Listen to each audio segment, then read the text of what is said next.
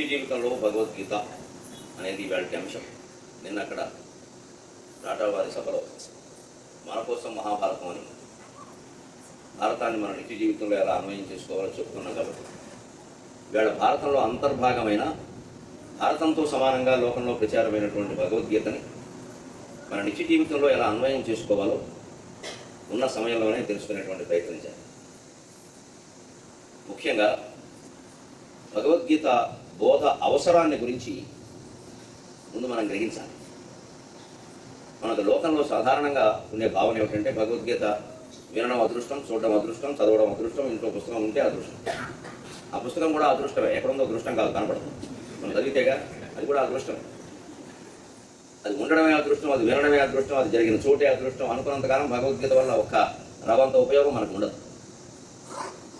దాన్ని చదివి అవగాహన చేసుకుని అన్వయం చేసుకుని ఆచరణలో పెడితేనే అదృష్టం ఏమిటో అర్థం. అర్జునుడి అదృష్టం వల్ల కృష్ణుడు భగవద్గీత చెప్పలేదు. అర్జునుడికి చెప్పాల్సిన అవసరం ఉంది కాబట్టి ధర్మరాజుకి చెప్పవలసిన అవసరం లేదు. ఆయనకి అంతకు మించిన జ్ఞానం కలిగిన వాడు. భీముడికి చెప్పే ఉపయోగం లేదు, అందుకే చెప్పలేదు. నకుల సహదేవులు భారత యుద్ధంలో ప్రధాన వీరులు కాదు, పాండవుల్లో కలిపి ఉంటే ఉండొచ్చు, కానీ ప్రధాన వీరులు కాదు. యుద్ధంలో ధర్మం జయించాలి, అందుకు కృష్ణ పరమాత్మ సారథ్యానికి ఒప్పుకున్నాడు. లేకపోతే ఆయన ఒప్పుకోవాల్సిన అవసరం లేదు. ఆయన చేసిన సంధి ప్రయత్నం ఎప్పుడు విఫలమైందో వెంటనే మీరు కొట్టుకుని నాకు ఎందుకు వచ్చిన గొడవ ఇది అని వాడు అన్నగారు బలరాముడు తీర్థయాత్రకు వెళ్ళిపోయినట్టే ఆయన వెళ్ళిపోవచ్చు. ఆయన వెళ్ళవలసిన పర్లేదు, ఆయనే స్వయంగా ఓ తీర్థం. ఆయన చోట కూర్చుంటే అక్కడికే యాత్రగా జనం వస్తారు, ఇంకెక్కడికి వెళ్ళక. కానీ భగవంతుడు పట్టుబట్టి తన స్థాయికి ఎంతో తక్కువ పని అయినప్పటికీ సారథ్యానికి వచ్చింది. సారథ్యానికి ఒప్పుకుంది. నిజానికి సారథిగా కృష్ణుడు పడిన పాటలు చాలామందికి తెలియదు. ఆ రోజుల్లో సారథిగా ఒప్పుకోవడం అంటే అది చాలా ఇబ్బంది అయిన, అందులో ప్రతిష్టాకరమైన వ్యక్తులు ఎవరు ఒప్పుకోరు. అందుకే కర్ణుడికి సారథ్యం చేయమంటే శల్యుడు ఒప్పుకోరు. వీరుడైన వాడు సారథ్యానికి మరో వీరుడికి సారథ్యం చేయడానికి ఒప్పుకోడు. శ్రీకృష్ణుడు జగదేక వీరుడు, అప్పటికే చాలా మందిని సంహరించాడు. కానీ అర్జునుడికి సారథ్యం చేయడానికి ఒప్పుకున్నాడు. వీరుడైన వాళ్ళెవరు మరో వీరుడికి సారథ్యం చేయడానికి ఎందుకు ఒప్పుకోరు అంటే యుద్ధంలో నిలబడి పోరాటం చేసే యోధుడు సారథికి దర్శకత్వం నిర్దేశిస్తాడు, డైరెక్షన్స్ ఇస్తాడు. కుడివైపు దిక్కు, ఎడమవైపు దిక్కు. మనకి ఇక్కడ అమెరికా కారులో కొత్తవాడు ఎవరైనా మనం నడుపుతుంటే రైట్ తీసుకో, స్టాప్ దగ్గర లెఫ్ట్ తీసుకో, అక్కడ నుంచి తీసుకో, చివరికి ఒక కారు తీసుకొని చెబుతున్నాడు. ఈ రజకుడు తాను ప్రణాళిక వేసుకునే ప్రకారం ఎవరు యుద్ధానికి వస్తున్నారో తన ఎదురుగా వాళ్ళని ఎలా చంపాలో, ఏ దిక్కుగా వెళ్ళాలో, లేకపోతే వీళ్ళు వదిలిపెట్టి ఇంకో చోటకి వెళ్ళాలా, నలుగురు దాడి చేస్తే ఎలా వెళ్ళాలి, ఇదంతా సారథికి రజకుడు డైరెక్షన్ ఇస్తాడు. ఇతను చెప్పిన ప్రకారం వినాలి. సారథి తనంత తన నైపుణ్యం కలిగి నడిపితే నడపచ్చు. కానీ ఎంత నైపుణ్యం ఉన్నా అంతిమంగా సారథి మాటకి రజకుని మాటకి భేదం వస్తే రజకుని మాటకే ప్రాధాన్యం. ఎందుకంటే నడపడంలో తేడా వస్తే పోయేది వీడి ప్రాణం, వాడి ప్రాణం కాదు. సారథిని కూడా కాపాడుకోవాల్సిన బాధ్యత రజకుడి మీద ఉంది. సారథి దెబ్బతింటే రజకుడికి అవమానం. ఇంత బాధ్యత ఉంది కాబట్టి రజకుడు ఏం చేస్తాడు, మీరు ఇలా బాణాలు వేసుకున్నవాడు కుడివైపు నడుపు, ఎడమవైపు నడుపు, వాడి వైపు నడుపు ఎలా చెప్తారండి? వినపడకపోతే ఆ బాణాల హోరులో, ఆ యుద్ధంలో శంఖాలు, పేరీలు, పటహాలు మోగిపోతూ ఉంటాయి. ఎక్కడ వినపడుతుంది? ఆశ్చర్యకరం ఏమిటంటే మనలో చాలా మందికి తెలియంది, కుడికాలతో తనితే కుడివైపు నడపని, ఎడంకాలతో తనితే ఎడవైపు నడపని అర్థం. ఇప్పుడు చెప్పండి, ఏ వీరుడైనా ఇంకో వీరుడికి సారథ్యానికి అంగీకరిస్తాడు? అక్కడ దంతూ ఉంటుంది. ఇంకో మార్గం, కృష్ణ పరమాత్మ ఎంత గొప్పవాడు అంటే అన్ని రూపాలు తనవే, విశ్వమంతా తనదే, విశ్వం విష్ణువు. కాబట్టి ఒప్పుకున్న బాధ్యతను సక్రమంగా చేయడం కోసం అర్జునుడు ఈ రకంగా సూచనలు ఇచ్చినా కూడా ఆయన భరించాడు. ఇది కృష్ణ పరమాత్మ త్యాగం ముందు మనం చెప్పుకోవచ్చు. సాయంత్రం అయ్యేసరికి రజకుడు యుద్ధం మానేస్తాడు, హాయిగా వెళ్ళి పడుకుంటాడు. వాడికి కొంతమంది సేవలు చేస్తారు, సారథిగా వృత్తి. ఈయన గుర్రాలు కడగాలి, వాడికి గుగ్గిళ్ళు పెట్టాలి, ఒక చోట కట్టి పెట్టాలి. అక్కడ వెళ్ళి సారథి పడుకున్నారు. ఆ రజకుడు పడుకున్న తర్వాత 2 గంటలకు పడుకోడు. కారు డ్రైవర్గా ఉన్నవాడు యజమాని ఇంటి దగ్గర దింపి ఈ కారు ఇక్కడ పెట్టి తన మళ్ళీ సిటీ బస్సులో పెడతాడు హైదరాబాద్. వాడి ఇంటికి కారు వేసుకెళ్తే ఎలా కుదురుతుంది? అప్పుడేంటి ఎప్పుడో పడుకుంటాడు, మళ్ళీ పొద్దున్న 5కి రమ్మంటే రావాల్సింది. ఇవన్నీ చేశాడు కృష్ణుడు. ఎందుకు? ఆయనకి ఏం కలిసి వస్తుంది? ఇంత చేసినందుకు ఈ ధర్మరాజు అనే పెద్ద మనిషి ఆయన రాజ్యానికి వచ్చా కనీసం హోమ్ మినిస్టర్ కానీ, రెవెన్యూ మినిస్టర్ కానీ, బాగా ఆదాయం కలిగిన ఎక్సైజ్ శాఖ కానీ ఏది ఇవ్వాలి. ఇంత చేసేవయ్యా, కష్టపడ్డావు, నీ వల్ల గెలిచాం అని ఏది ఇవ్వాలా? ఈయన అడగలేదు, ఆయన ఇవ్వద్దా? వీటి వేటి కోసం కృష్ణుడు చేయలేదు. పరిత్రాణాయ సాధూనాం వినాశాయ చతుష్కృతాం ధర్మ సంస్థాపనార్థాయ సంభవామి యుగే యుగే. అధర్మం పిచ్చరెళ్ళిపోతూ ఉంటే, ధర్మం దాని ముందు పునారిల్లిపోతూ ఉంటే, ధర్మాన్ని సంరక్షించడానికి, అధర్మాన్ని నాశనం చేయడానికి నన్ను నేనే పుట్టించుకుంటాను అని చెప్పాను. మానవుల శక్తి చాలనప్పుడు, లోకం తలకిందులు అయిపోతున్నప్పుడు నేనే ఒక మానవుడికి ఆ శక్తిని ఇవ్వడం కానీ, లేదా నేనే స్వయంగా అవతరించడం కానీ చేస్తాను. అలా పుట్టినటువంటి అవతారం కృష్ణ అవతారం. అందుకే ఆయన గొల్లవాళ్ళ ఇంట్లో పెరిగాడు. గోపాలుడితో సమానంగా గోవులు కాచాడు. మిగిలిన వాళ్ళు అందరూ ఎలా కాపలా కాశారో ఈయన అలాగే కాశాడు. వాళ్ళ అమ్మ అందరికీ ఇచ్చినట్టే, అందరి అమ్మలు అందరి పిల్లలకి ఇచ్చినట్టే ఈయనకి వచ్చి ఇచ్చింది. ఈయనకేం అందులో ఏమి పంచపక్ష ప్రమాణాలు ఏం లేవు, వాడికి ఇచ్చిందే పెడ. అందరూ అలాగే కాశాడు. తద్వారా భగవంతుడు మనకేం సందేశం ఇస్తున్నాడు అంటే మీ నిత్య జీవితంలో అవసరాన్ని బట్టి ఏ పని చేయడానికి మొహమాట పడకండి, ఒప్పుకున్న బాధ్యతను సక్రమంగా చేయండి. ఒక కళాశాల సక్రమంగా నడవాలంటే ప్రిన్సిపాల్ ఎంత ముఖ్యమో మంచినీళ్ళు తెచ్చే ప్యూన్ అంత ముఖ్యం. అలాగే ప్రిన్సిపాల్ని గౌరవించినట్టు ప్యూన్ గౌరవించకపోవచ్చు, కానీ ప్రిన్సిపాల్ సెలవు పెడితే ఇన్ఛార్జ్ ప్రిన్సిపాల్ ఉంటాడు, ప్యూన్ సెలవు పెడితే ఇన్ఛార్జ్ ప్యూన్ ఉంటాడు. ఆ పని ప్రిన్సిపాల్ చేసుకోవాలి. ఆ చిన్న వర్గాల వారిని, బలహీన వర్గాల వారిని, ఆ పనులు చేసేవాళ్ళని కూడా అంత గౌరవించడం నిజానికి మీరు చెప్పక్కల, అక్కడ మేము చెప్పుకోవాలి. ఇక్కడ అమెరికా వాళ్ళ నుంచి మీరు నేర్చుకునే ఉంటారు, వాళ్ళందరినీ సమానంగానే చూస్తారు. నేను చాలా ఇళ్లలో చూస్తున్నాను, ఉదయం కరెంట్ ఏదైనా దెబ్బతింటే బాగు చేయడానికి కొడాయిలు బాగు చేయడానికి గవర్నర్ వస్తే వాడు హాయిగా యజమానులు చేయగలుగుతున్నాడు. చాలా గౌరవంగా ఏదో కూడా లోపలికి పిలుస్తున్నాడు, ఏదో పని అయ్యే వరకు ఉంటాడు. తర్వాత ఏదో వాడికి ఇచ్చేది ఏదో వాడికి ఇస్తే ఏమనుకుంటే నేను పెట్టండి. మన దగ్గర కరెంట్ వాడిని వచ్చి యజమానులు చేయగలుగుతున్నాడంటే షాక్ కొట్టేస్తుంది. వీడెవడో నాతో చేయగలుగుతున్నాడు, ఏంటి అసలు క్యాస్ట్ ఏంటి, వాడి స్థానంలో వాడు ఉండకుండా, ఎందుకంటే వీడి కులంలో పుట్టాడు కాబట్టి. వాడి కులంలో వీడు పుట్టుంటే వీడి మాట వేరుగా ఉంది, దాని వ్యతిరేకమే భగవంతుడు. ఏ పనినైనా గౌరవించు, ఏ పనినైనా బాధ్యతగానే భావించు, పని సక్రమంగా చేయడమే భగవద్గీత. భగవద్గీత చదువుతూ కూర్చోవడం భగవద్గీత.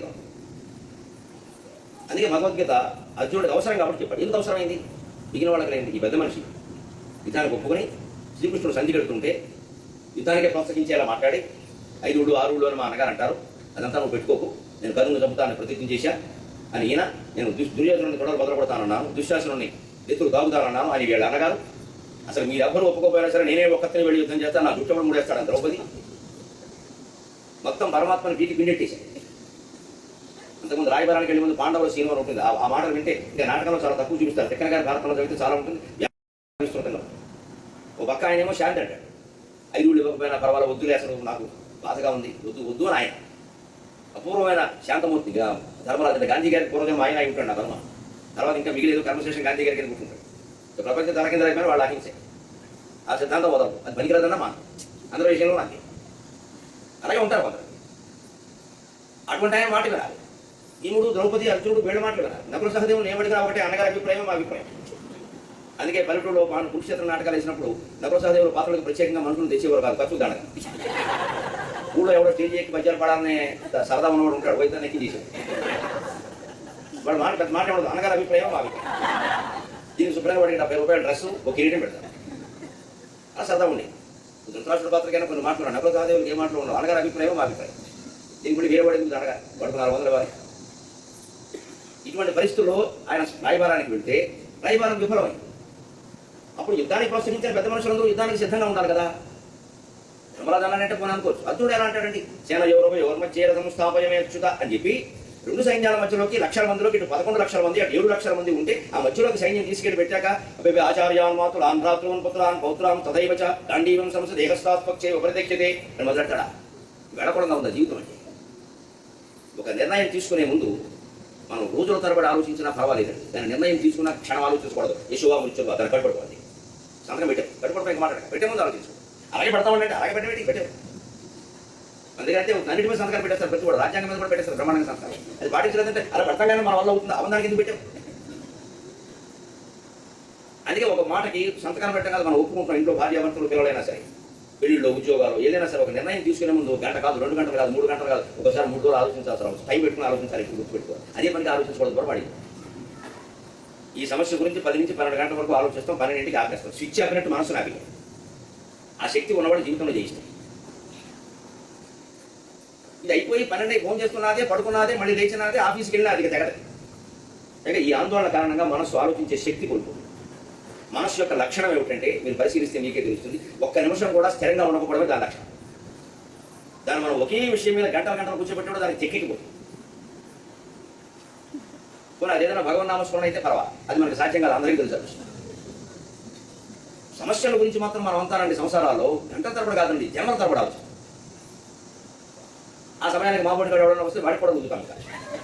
మా ఇంట్లో ఇది ఉందండి, ఏం చేయమంటారు? నా ఇంట్లో కూడా ఉందా సమస్య, ఏం చేయమంటారు? ఎవరు అడగాలి? ఇద్దరం కలిసి శ్రీకృష్ణున్నాడు. మేము ఏమైనా అవతార పురుషులు, ఆయన అవతార పురుషులు కూడా ఉన్నాయి, శ్రీకృష్ణుడికి ఉన్నాయి. శ్రీకృష్ణుడి జీవితం ఒకసారి ఆలోచించిన ఆయన చిన్నప్పుడు ఇలా పుట్టగానే, ఇంకా పుట్టగానే తెరసాల తలుపులు తెచ్చుకున్నాయా, తాళాలు ఊడిపోయాయా, తాపరావాడంతా నిద్రపోయారా, ఆయన తీసుకుని వసుదేవుడు బయటికి వెళ్ళా. ఆ పనిలో మన దేవకి దేవి తీసుకెళ్ళిపోకూడదు అక్కడి నుంచి అంటండి. ఎందుకు తీసుకెళ్ళా? దేవకి అనుభవించాల్సిన కర్మ ఉందమ్మా, 8 ఏళ్ల పాటు దేని శిక్ష, పూర్వజన్మ పాపం. అది కృష్ణుడికి తెలుసు, దేవకి తెలియదు. అందుకే దేవకి 8 ఏళ్ళు అయ్యాక 9వ ఏట కృష్ణుడు మధురకు వస్తే కృష్ణుడు 9 ఏళ్ళు గొల్లపాలెంలో పెరిగి తర్వాత ఇక్కడ వస్తే పుట్టినప్పుడు దూరం అయ్యావురా, ఎలా కనపడతావు, తల్లిని వదిలిపెట్టి ఎలా ఉన్నావురా అంటే బహూని మే వ్యతీతాని జన్మాని తవ చార్జున తాన్యకం వేద సర్వాణి నత్వం వేత్త పరం తప.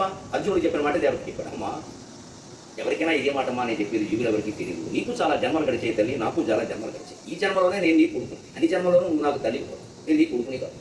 ఈ జన్మలో ఈ బంధం ఇంతే, ఇదే శాశ్వతం అంటావేమిటి? నీకు చాలా జన్మలు గడిచే, నాకు చాలా జన్మలు గడిచాయి. నేను ఇంత ప్రశాంతంగా ఎందుకుంటానంటే అవన్నీ నాకు తెలుసు. నేను గూగుల్ చేస్తాను కడితే మొత్తం వస్తున్నాయి నా జన్మ.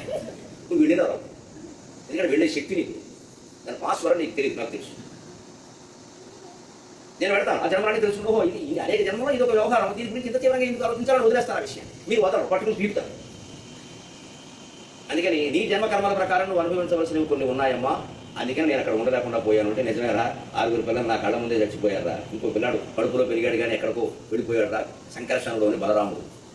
నువ్వు దక్కావనుకుంటే నువ్వు 8 ఏళ్ళు బాల్యం అంతా దూరంగానే ఉన్నావైనా, తల్లికి పిల్లాడు ముచ్చలంతా బాల్యమే కదా, ఆ సేవలు చేయడం అని అవి ఆనందం అమ్మాది నాకు దక్కలేదు. యశోద ఎంత పుణ్యం చేసుకుందో ఆవిడకి.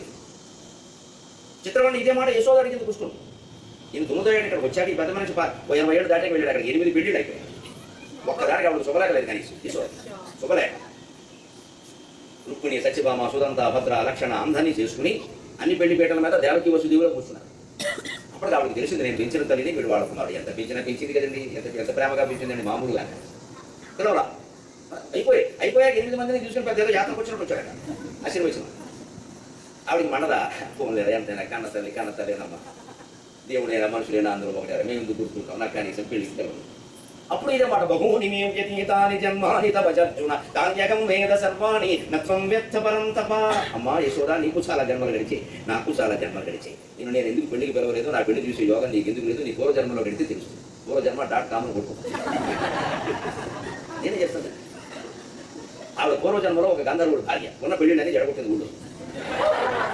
ఆవిడకి తెలియదు, కృష్ణుడికి తెలుసు. ఆవిడకి అనేక జన్మలు ఉన్నాయి. అందుకు యశోదకి ఇంకా ముందు 3-4 జన్మలు ఉన్నాయి. అందుకు రకరకాలు చేశారు, అందులో పుణ్యాలు ఉన్నాయి, పాపలు. అందుకని అప్పటికి దక్కలేదు. అంటే అవి నేను సరి చేయలేనమ్మా, మీరు చేసుకున్న పనులు అవి మీరు అనుభవించి తీరాలి. ఈ కావాలంటే నీకేమో పెళ్లి చూస్తానంటావు ఇంతేనా? నువ్వే పూర్తి నాయకత్వం వహించి మొత్తం కళ్యాణ మంటపాలు బుక్ చేసి, కేటరింగ్ బుక్ చేసి, అన్ని యాత్రలో నువ్వే పడి నా పెళ్లి చేసే విధంగా నీకు వరం ఇస్తున్నాను. నేను శ్రీనివాసుడిగా పుడతాను, నువ్వు ఒకడు మాతగా పుట్టాను. సరిపోయా. ఆవిడే ఒకడు మాతగా పుట్టింది, ఆయన శ్రీనివాసుడుగా పుట్టాడు. పెళ్ళంతా మొత్తం ఒకడు మాత చేసింది. ఎక్కడ ఆకాశరాజు, ఎక్కడ మహారాజు వచ్చి ఈ భర్త ఎవరో తెలియదు, పిల్లలు ఏమిటో తెలియదు, సంసారం ఏమిటో తెలియదు, ఇప్పుడు సంబంధం ఏంటి, ఏ మహారాజు ఒప్పుకుంటాడండి ఒంటరి స్త్రీతో 1000 వందరానికి? ఒక గోదావరి కూడా ఎందుకు ఒప్పుకున్నాడు? పరమాత్మ లేదా ఒప్పు తీరవలసింది, ఆయన ఇచ్చిన వార్త. ఇది ఆశ్చర్యం. అందుకే అర్జునుడు కూడా ఆయన పూర్వజన్మలు ఏమిటో ఆయనకు తెలియదు, ఆయన ఇంకా ఎత్తాల్సిన జన్మలు ఏమిటో ఆయనకు తెలియదు. ఎత్తాల్సిన జన్మలు అంటే నిర్ణయాన్ని బట్టి ఉండొచ్చు, పూర్వజన్మలు తెలియదు. ఇంత యుద్ధం సిద్ధమయ్యాక ఇక్కడ ఏమంటున్నాడు అంటే, నేను యుద్ధం చేయను, గాంధీవం సంసదే హస్తాత్మక చేయో పరిదక్ష్యతే. చేతిలోంచి గాంధీవం జారిపోతుంది, శవం దహించుకుపోతుంది, ఊళ్ళంతా మంటలు వచ్చేస్తున్నాయి. ఏనాయనా అని అడిగి, ఏమంతేమిటి వచ్చిన బయలుదేరవే, ఏమైనా దుశ్శేఖరం వచ్చిందా అని అడిగా. లేదయ్యా, ఆచార్యాన్ మాతులాన్ భ్రాతృన్ పౌత్రాన్ పుత్రాన్ పౌత్రాన్ తదైవచ. ఈ మాట గురించి వాయి కూడా చెప్పవలసి వచ్చింది. 18 నిలబడి మా ఆచార్యుడు ద్రోణాచార్యుడు నాకు విల్లు పట్టుకోవడం నేర్పాడు. ఆయన తప్పమంటావా యుద్ధంలో? నాకు విల్లు పట్టుకోవడం నేర్పారు, వాడి మీద బాణాలు ఏమంటావా? ఎంత దుర్మార్గం ఇది! మాతులాన్ మేనమామ, మా శివుడయ్యా, మా మాదిరి అన్నగారు, మాకు మేనమామే కదా, ఆ మేనమామ ఎదురుగా ఉన్నాడు మా కర్మగారు, వాడిని చెప్పమంటావా? భ్రాతృన్ కాస్త గట్టిగా ఆలోచిస్తే దుర్యోధనాథుడు మాత్రం ఎవరయ్యా? మా అన్నదమ్ములే కదా, మా నాన్నగారు వాళ్ళ నాన్నగారు అన్నదమ్ములే కదా, అన్నదమ్ముల పిల్లలమే కదా. మేము ఇప్పుడు ఒకరినొకరు చంపుకుంటే కలిసి వచ్చేది ఏమిటి? ప్రజలకు ఏమి సందేశం ఇస్తున్నాం మేము? పుత్రాన్, దుర్యోధనుడు పుత్రుడు, దుశ్శాసనుడు పుత్రుడు అందరూ మా పుత్రుడు లాంటి వాళ్ళు కదా, వాళ్ళని తప్పితే మాకేమిటి వస్తుంది? అంతేకాదు మిత్రుడు, మిత్రాణి అశ్వత్థామ ద్రోణాచార్యుడు కుమారుడు, నేను ఆయన ఓ కంచంలో తిన్నా, ఓ మంచంలో పడుకున్నాం, చాలా సన్నిహిత మిత్రుడు, క్లోజ్ ఫ్రెండ్స్.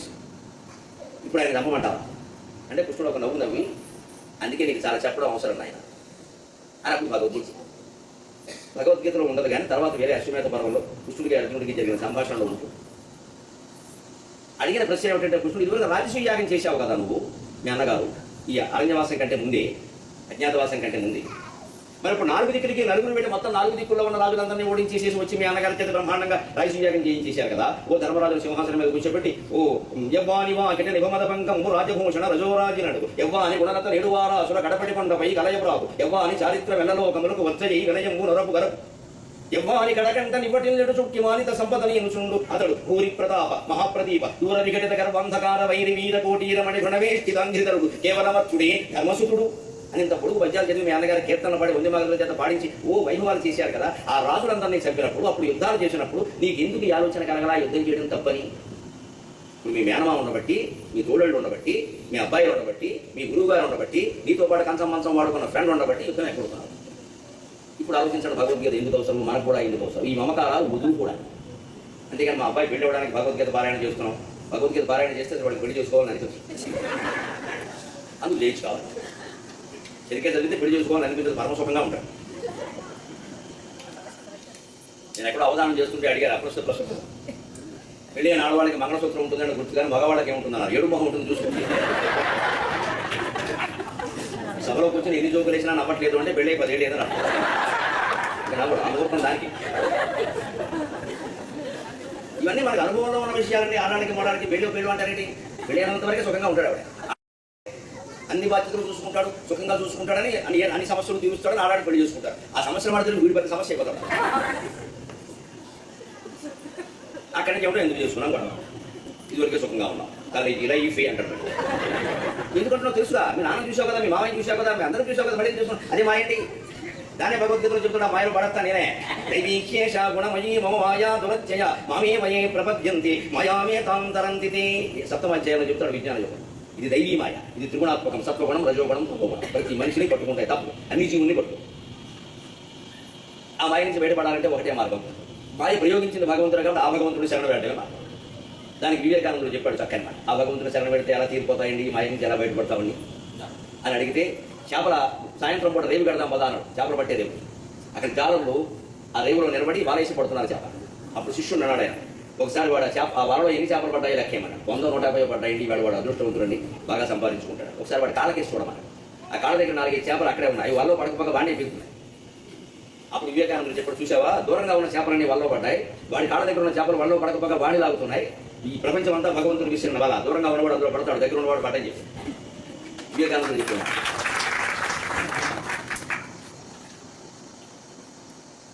శరణాగతి అంటే అర్థం. ఈ సమస్యల గురించి మనం గంటల తరబడి, రోజుల తరబడి ఆలోచిస్తూ ఉన్నాము. ఈ ఆలోచన మానేసి, అంత అవసరమైతే ఆలోచించాల్సినంత సమస్యతో 1 గంట సమయం పెట్టుకుని, ఈ గంటలో ఏం తేలితే తేలుతుంది, లేకపోతే లాటరీ వేసేస్తాను బొమ్మ బొచ్చు, ఏం జరిగితే చేసేస్తే అమ్మవారిని నమ్ముకున్నా అని వేసేయండి మొహమాట లేకుండా. నేను ఎక్కువ ఆలోచించాల్సిన సమస్య వస్తే నేను అంతే చెప్తాను. అవన్నీ ఆలోచిస్తూ కుటుంబ సమస్యలు ఆలోచిస్తే మన వ్యవహారం మనకి నడవదు, పైగా తనైపోయింది. కొడుకు 18 ఏళ్ళు దాటే, వాడికి మన మాట వెంటాడు అని అనుకోవద్దు. వింటే అదృష్టం, వెనకపోతే మరీ అదృష్టం. వాడి దాన్ని వాడు చూసుకుంటాడు. మనకేమిటి బాధ లేదండి. మన అహంకారాలు మనం చెప్పగానే అహంకారాలు ఎలా ఉంటాయంటే, కొడుకు, కోడలు, మనవాడు అందరూ నేను చెప్పినట్టుగా వాడు బయట కూడా మా తాతగారు ఎలా చెప్తే అలాగే ఇప్పటికి కూడా అని చెప్పాలి. దీని అహంకారం అంటారు. ఇది దుర్లక్షణం, వదులుకో. అది గొప్ప విషయం కాదు, అది గొప్ప విషయం కాదు. అక్కడికి ఎంత పెంచుకున్నామో అక్కడికి పెంచుకోవాలి. పెంచుకున్నప్పుడు తెలుసుకోవడం కూడా తెలియాలి. వాడు అడిగితే చెబుతాం, అడగం దానికి దేనికి ఇంకా మన పెత్తనం ఎక్కడంటే, ఈ జీవికి ఈ శరీరం వదిలేసి వెళ్ళిపోవాల్సిన స్థితి వచ్చినా సరే ఈ బంధాల రూపంలో ఇంకా తాను కొనసాగాలని ఆశిస్తున్నాడు. ఇక్కడ ఇది మమకారం. తాను వెళ్ళిపోయినా ఈ కొడుకు శరీరం, కోడల శరీరం, మనవాళ్ళ శరీరం రూపంలో, వాళ్ళ ఆలోచన రూపంలో, ఈ ముద్రవాళ్ళ మీద పడిన రూపంలో తాను కొనసాగాలని ఈ వాంఛను కంటిన్యూ. ఇదే మమకారం. దాన్ని అక్కడ తెలుసుకోవాలి. మంచిగా ఇబ్బందులు చేసుకుని అన్ని అడుగుతున్నారు. ఊరికే అడిగారు, మంచిగా అడిగావు కదా, నాకు కూర్చొని చెప్తున్నానమ్మా, మీరు ఉంటే చేసుకుని ఎంత మారి అయిపోయాయి. సలహా వెనకపోయినా ఇబ్బంది లేదు. వినాలి అని పడుకుంటున్నామంటే మనకు అది అహంకారమే. మంచిగా చెడ్డగా అవసరం నాకు వదిలేవలసిందే. ప్రాప్తి షోడశే వర్షే పుత్రం మిత్రవదాచరే 16-18 ఏళ్ళు దాటాక అమ్మాయి అయినా అబ్బాయి అయినా treat him as a friend, స్నేహితుడు లాంటి వాడు. అలా చెప్పడం వరకే మన పని. చేస్తే మంచిది, చేయకపోతే మరీ మంచిది చెప్పక. ఇదివరకు చెప్పింది చేయలేదుగా మళ్ళీ ఎందుకు అడుగుతున్నాం, వెళ్ళని చెప్పడం.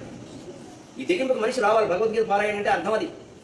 అందుకని మేము ప్రతి అధ్యాయం పరిచయాలు చదవండి, మాకు మొత్తం అన్ని నోటుకు వచ్చినండి, మేము సంఘం కూడా పెట్టుకున్నామండి, మేము అందరం కలిసి చదువుతున్నామండి, పారాయణ అయ్యాక తెప్ప చదువుతున్నామండి, ఇవన్నీ గురించి మీ కాలక్షేపాలు చదవడం అంతా చివరికి దారి తీయకపోతే ఎందుకది. అందుకే సూటిగా ప్రశ్నించాడు. రాజసూయాగం చేసినప్పుడు వేరే వాళ్ళని చంపేటప్పుడు నీకు ఆలోచన ఎందుకు రాలా? మీ మేనమామ, మీ తోడళ్ళు, మీ మామమరిది, మీ మిత్రుడు, మీ అన్నగారు కనపడేసరికి వాళ్ళకి వాళ్ళ అధర్మం పక్షాలు యుద్ధం చేస్తున్నా సరే వాళ్ళని చంపవా? మామూలు వాడైతే చంపేస్తావా? అంటే నీకు ధర్మాధర్మాలు ముఖ్యం కాదు, నా వాళ్ళు పరాయి వాళ్ళు అనేది ముఖ్యం. అంచేత యుద్ధం చేయవలసింది అర్జున కౌరవులతో కాదయ్యా, అహంకార మమకారాలతో. నేను చేస్తున్నాను అనే భావన ఉందే, కర్తృత్వ భావన, దాంతో యుద్ధం చేయి. నువ్వు చేయడలా, వాళ్ళ కర్మ ప్రకారం జరుగుతుంది యుద్ధం. ఎందుకంటే నువ్వు ప్రయత్నించావా యుద్ధం కోసం, నేను ప్రయత్నించాను, నేను కూడా యుద్ధం ఆపుదామని చూశాను. భయపడని ఏడాడుగా అయినా అర్జునుడు వాడు కూడా ఏం తొందరపడలేదుగా, 5 అవకాశం కూడా ఇచ్చారుగా. అందరి మాట కాదని యుద్ధాన్ని తెచ్చిపెట్టిన వాడు ఎవడండి? దుర్యోధనుడు. పాండవులు కౌరవులు కొట్టుకున్నారు అనకూడదండి, కౌరవులే మూలం, అందులో దుర్యోధనుడే మూలం. కర్ణుడు కూడా తర్వాత కారణమే, దుశ్శాసనుడు కూడా తర్వాత కారణమే, శకుని కూడా తర్వాత కారణమే, మొత్తం కారణం దుర్యోధనుడే. 90 పైసలు వాడివి, ఆ 10 పైసలే మిగిలిన వాడు. యుద్ధానికి ప్రధాన కారణం వాడు. నేను యుద్ధం చేయను అంటే కర్ణుడు ఎప్పుడు చేయమని చెప్పడు, ఆయనకేం పని లేదు యుద్ధం. దుశ్శాసనుడు అసలే చెప్పడు. నిజం చెప్పాలంటే దుశ్శాసనుడు లక్ష్మణుడు ఎంత మంచివాడో అంత మంచివాడు. అన్నగారు మంచివాడు కావడం వాడు అదృష్టం, అన్నగారు దుర్మార్గుడు కావడం వీడు దురదృష్టం. ఇద్దరికి భ్రాతృభక్తి సమానం. లక్ష్మణుడు ఎంత అంకిత భావంతో రాముడు పట్ల ఉన్నాడు రామాయణంలో, దుశ్శాసనుడు అలాగే ఉన్నాడు. అందులో తేడా లేదు. ఎటు వచ్చామైంది ఆ అంకిత భావం ఇప్పుడే మనమేం చూసుకోవాలి జీవితాల్లో కూడా. అంటే ఆయన ఏమైతే మనకేమంటే ఆయన 100 కోట్లు ఒకేస్తే నాకేంటి, నేను దుర్మార్గుడైతే నాకేంటే ఆయన నాకు ఉద్యోగం ఇప్పించాడు, తప్ప మాట.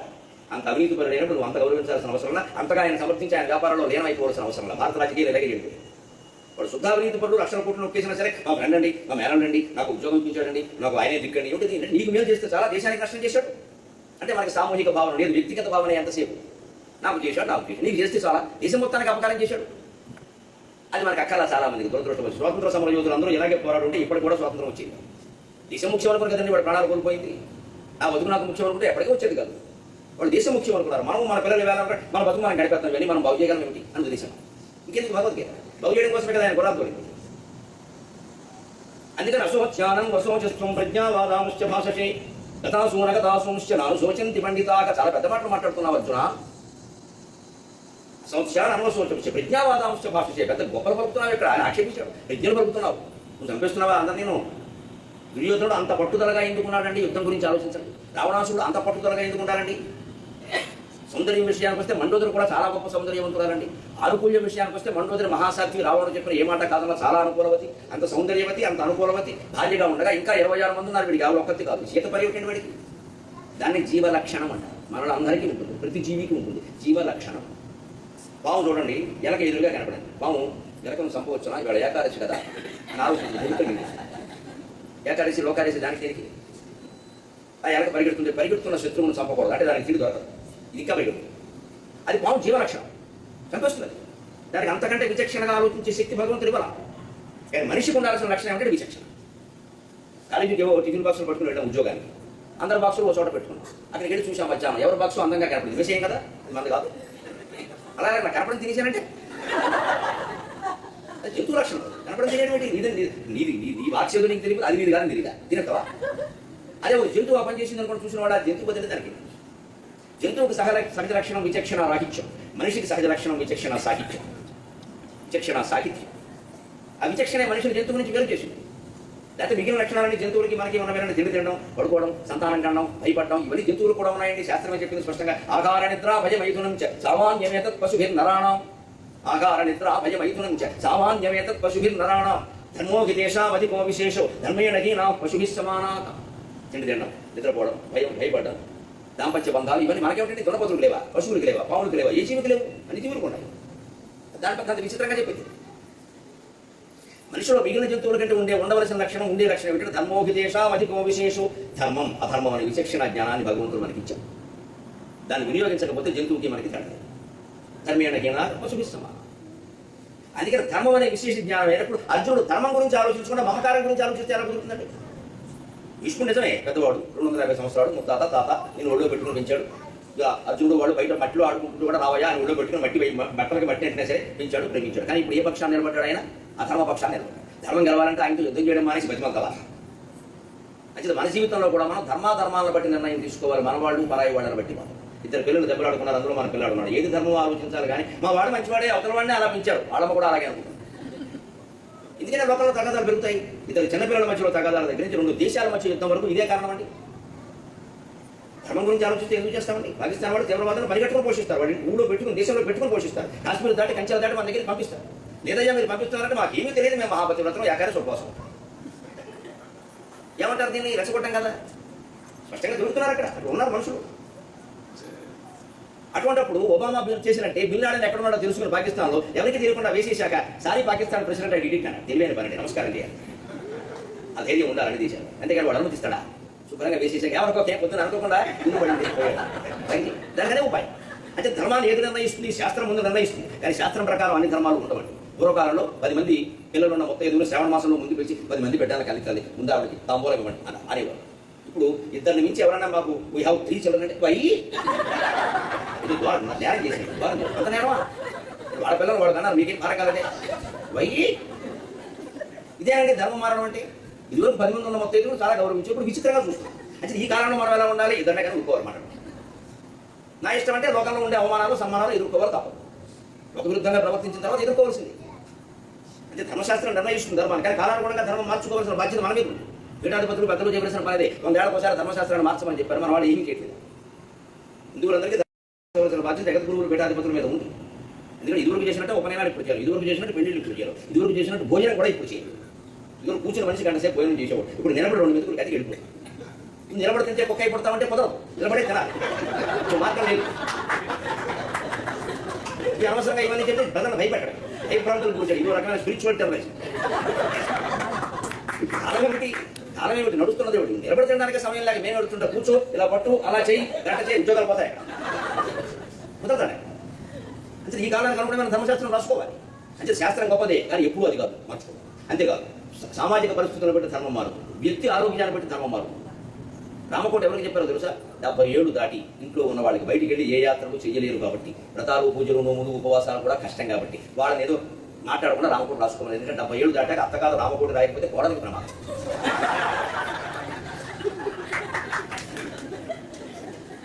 వీళ్ళు చిన్నగా ఉండదు, ప్రతి దాంట్లో వేడి తింటారు. ఆ వేరెట్టే అవకాశం లేకుండా వాళ్ళకి చెప్పారు కోటి. ఆ కోట వేసరికి వెళ్ళిపోతుంది. గొడవ లేదు, గొడవ సుఖంగా ఉంటుంది. లేకపోతే మా పూర్వంలా లేదు, మా పూర్వంలా లేదు, మా పూర్వం ఎందుకు సెట్టింగ్.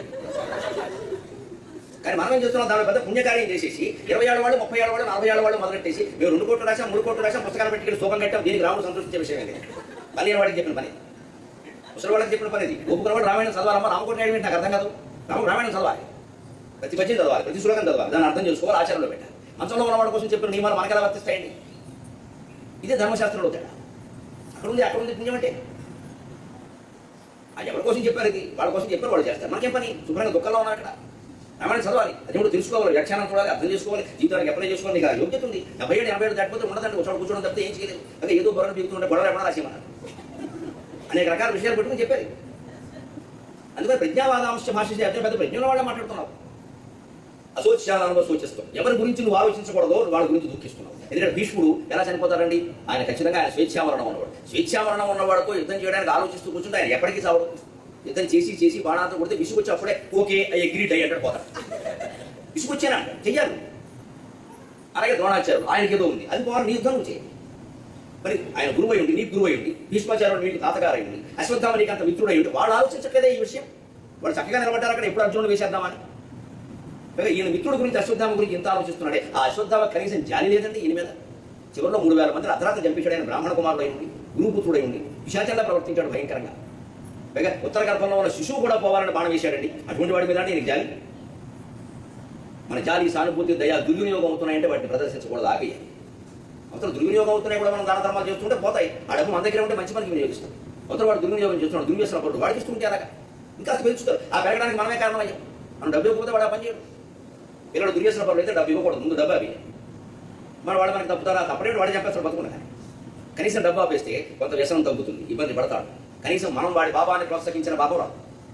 మనం ఎందుకు ప్రోత్సహించాలి? మనకి మమకారం అండి. మన వాడికి మనం ఇచ్చుకోకపోతే ఎవరిస్తారు? చెడ్డ పనిగా, మంచి పనిగా. దీనికి మన వాడికి మనం స్కూల్ ఫీజు అయ్యాలి. స్కూల్ ఫీజు అయితే కడదామమ్మా. అడిగి నేను లాస్ వేగాస్ వెళ్తాను, క్యాషియర్లో పాల్గొంటాను, పాల్గొను, నువ్వు సంపాదించుకో. నేను మానేం చేయాలి, అవి ఉంటాయి పోతావు. ఏదో సరదా కూడా ఆడడానికి లేదు,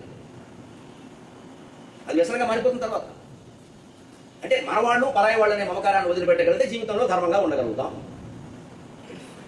గతాసు అగతాసు ముష్యనాను శోచించి పండిత చాలా గొప్ప మాట. గతాసు ప్రాణాలు పోయిన వాళ్ళ గురించి, అగతాసు ముష్య ఇంకా బతికి ఉన్న వాళ్ళ గురించి ఎవరి గురించి నువ్వు ఆలోచించక్కర్లేదు. ఎందుకని అందరికీ వారి వారి కర్మసూత్ర ప్రణాళిక నిర్ణయమైంది. కర్మలో ఎప్పుడు 3 రకాలు ఉంటాయి: సంచితం, ప్రారంభం, ఆగామి. సంచితం అంటే జన్మలకి మనం చేసినటువంటి కర్మలు జ్ఞాపకాల రూపంలో మనస్సులో స్థిరంగా ఉండి మూటగట్టి ఉంటాయి. 72,000 నాడుల్లో ఎక్కడ ఉంటాయి? ప్రధానమైంది మనస్సు. అందుకే కొన్ని కర్మలు మనం చేసి రాత్రి కళ రూపంలో వస్తుంది. మనం అందరినీ చూస్తూ జాగ్రత్త అవస్థలో ఉన్నప్పుడు మన మనస్సు కళ్ళలో ఉంటుంది.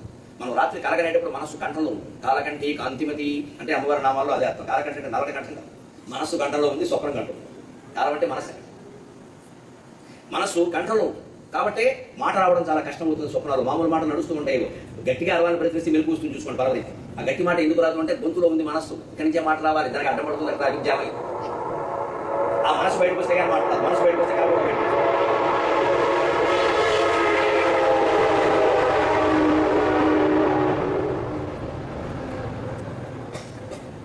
అదే మనస్సు మనం కల కూడా కండం మానేసి గాఢ సుషుప్తిలో ఉన్నప్పుడు సరిగ్గా ఇక్కడ హృదయ స్థానంలో జీవుడు అక్కడికి వెళ్ళిపోయాడు. వాడికి ప్రపంచంతో సంబంధం లేదు, మనం రోజు అనుభవిస్తున్న స్థితి. అదే సుప్త ప్రాజ్ఞాత్మిక అంటారు లలిత సమస్య. ఆ సుప్త స్థితిలో ప్రాజ్ఞ ఆయన నువ్వేనమ్మా. కలగనే స్థితిలో తైజసాత్మిక, అది తేజో రూపమైన అవతారం. మన అవతారం మనమే ధరిస్తాం, కళ్ళలో చూసుకోండి. మనం లేకుండా మనకు కలవాలి. మనం మంచం మీద పడుకునే ఉన్నాం, కళ్ళలో మరో రూపం ధరించాం. ఆ రూపం ధరించింది మనమే కదండి, వేరే ఎవరు ఉన్నారండి? మన రూపమే కాదు, మన కళ్ళలోకి వచ్చిన అన్ని రూపాలు మనమే ధరించాం. మనం ఎప్పుడు ఆలోచించండి, ఎవరు ధరించాలి? అయితే ఎవరన్నా మన కళ్ళలోకి వస్తే వాళ్ళ ఇంటికి వెళ్ళి మీరు మా కళ్ళలోకి వచ్చారంటే మొగాళ్ళైతే ఒక ఇబ్బంది, ఆడాళ్ళైతే రెండు ఇబ్బంది. ఎలా అంటామంటే అమ్మాయి కళ్ళలోకి వస్తే మాత్రం వచ్చారుగా అంటే ఆ వచ్చిన స్త్రీ రూపం, పురుష రూపం, చెట్టు రూపం, చెరువు రూపం, పశువు రూపం, బండరాయి రూపం, అన్ని రూపాలు మనమే ధరించాం. అన్ని రూపాలు తానే ధరించడం ఒక జీవుడికి సాధ్యం అవుతుంది, మనందరికీ సాధ్యం అవుతుంది. మనం ఎప్పుడు ఆ విషయం ఆలోచించకపోగా నాకు తెల్లారకట్ట పులి కళ్ళలోకి వచ్చి అవుతుందంటావు, ఇది పెద్ద గొడవ. పులి కళ్ళలోకి వచ్చినా పురుషోత్తముడు కళ్ళలోకి వచ్చినా రెండు భ్రమరే, దాన్ని వదిలేయడం మంచిది. కారణం విశ్లేషణ చేయడం అంత పిచ్చి పని పుట్టింది. తెల్లారకట్ట వచ్చింది, పొద్దున్న వచ్చింది, రాత్రి వచ్చింది, ఎప్పుడు వచ్చినా అది కాలమ్మా వదిలేయాలి విషయం. ఎందుకు ఊరికి చెప్తారు? అక్కడ ఆంజనేయ స్వామి విగ్రహం కళ్ళలోకి వచ్చేస్తే నాకు ఆంజనేయ స్వామి కళ్ళలోకి వచ్చిన అందరికీ చెప్తారు పబ్లిసిటీ కోసం. ఆనపకాయ కళ్ళలోకి వచ్చింది చెప్పరే, ఎవడు దానికి దండం పెట్టడం. ఆనపకాయ రావడం ఎటువంటి భ్రమ, ఆంజనేయ స్వామి రావడం కూడా అటువంటి భ్రమ. ఈ కళ్ళలోకి రావాల్సిన అవసరం ఆయనకి లేదు. మనం ప్రచారం చేసుకుంటాం ఊరికే, మన వ్యాపారాల కోసం మనం ప్రచారాలు పెరగడం కూడా అది వాస్తవం కాదు. అందుకని ఇప్పుడు ఆలోచించండి, విశ్వరూప సందర్శన యోగంలో అంతా నేనే ఎందుకు కలుగుతున్నాడు? ఒక జీవుడు పడుకుని కలగని ఒక పావు గంట అరగంట స్వప్న ప్రపంచాన్ని సృష్టించుకుని అందులో స్త్రీలు తానై, పురుషులు తానై, జీవరాశులు తానై, నిర్జీవ పదార్థాలు తానై, స్థావరాలు తానై, జంగమాలు తానై, చెట్లు పుట్టలు సమస్తము తానై ఓ ప్రపంచాన్ని సృష్టించి నువ్వు అరగంట సేపు సరదాగా ఆడుకుని పాడుకుని కిందపడి మీదపడి దుఃఖపడి సుఖపడి బయటికి రావడం నిజమైనప్పుడు శ్రీమన్నారాయణమూర్తి క్షీరసాగరంలో చేయించి ఈ విశ్వం అనేటువంటి ఒక కని ఇంతమంది అనంతకోటి బ్రహ్మాండంలో ఉన్న జనమంతా ఆయనే క్రీడిస్తున్నాడు అంటే పక్కా నిజం కదండి, అందులో అబద్ధం ఎక్కడ ఉంది? జరుగుతున్నది అది మనకు అర్థం కావట్లేదు. జరుగుతున్నది శ్రీమన్నారాయణమూర్తి స్వయంగా ఎన్ని రూపాలు ధరించి ఇంత తేడా, ఇన్ని దుఃఖాలు, ఇన్ని సుఖాలు, ఇన్ని శరీరాలు, ఇన్ని భోగాలు, ఇన్ని రోగాలు, ఇన్ని యోగాలు సమస్తము ఆయనే ఈ జీవరాశి రూపంలో పడుతున్నాడు. జీవుడు అంటూ విడిగా లేడు. జీవుడు దేవుడు వీరు అని మాట్లాడుతున్నామంటే వేదాంతం ఒక మొక్క తెలియలేదని అర్థం. జీవో దేవస్థానాతనగా దేవో దేవాలయ ప్రోక్తో జీవో దేవస్థానాతనగా తెలియదు అజ్ఞాన నిర్మాల్యం సోహం భావ్యాన పూర్తి. అందుకే శ్రీకృష్ణుడు విశ్వరూపం సందర్శించినప్పుడు మీరు గమనించారు, విశ్వరూపం చూపించినప్పుడు అర్జునుడు విశ్వరూపాన్ని పొగుడుతాడు, చూసిన దాన్ని వర్ణిస్తాడు. ఎలాగా అనేక బాహూదర వక్రనేత్రం పశ్యామి త్వాం సర్వతో అనంతరూపం నాంతం న మధ్యం న పునస్తవాది పశ్యామి విశ్వేశ్వర విశ్వరూప. ఏమిటి విశ్వరూపం? అర్జునుడికి కృష్ణుడు విశ్వరూపం చూపించాడు. ఎంత అదృష్టవంతుడు, ఆశ్చర్యగా. ఇంత భగవద్గీత విన్న అర్జునుడు, ఇంత విశ్వరూపాన్ని చూసిన అర్జునుడు మళ్ళీ తర్వాత జన్మలో కాళహస్తి కథలో ఉన్న కన్నప్పగా పుట్టి కన్ను త్యాగం చేస్తే తప్ప మోక్షం రాలా. అర్జునుడు గతి అది, మనం అంతకంటే గొప్పవాడమే. అందుకే అర్జునుడికి అవసరమే భగవద్గీత ఇప్పుడు అదృష్టం అని చెప్పడం. ఊరికే చెప్పడం, వినడం, చదవడం అదృష్టాలు అనుకోవద్దు, చేయడం ఒకటే అదృష్టం. ఇవన్నీ చాలా సామాన్య విషయం. మనం ఏదో గౌరవానికి మాట్లాడతాం, అలా వారిని దర్శించడం అదృష్టం, అక్కడ కూర్చోవడం అదృష్టం, దానివల్ల గౌరవం పెరుగుతుంది, పనిచేస్తుంది. కానీ ఈ విశేష ప్రచారం జరిగిందనుకోండి, ఆయన చూడమే అదృష్టం, వెంటనే అదృష్టం, మొత్తం అంతా ఆయన ఆధారపడతారు. ఆయన మొత్తం కంపెనీ పెట్టి ముంచేస్తారు.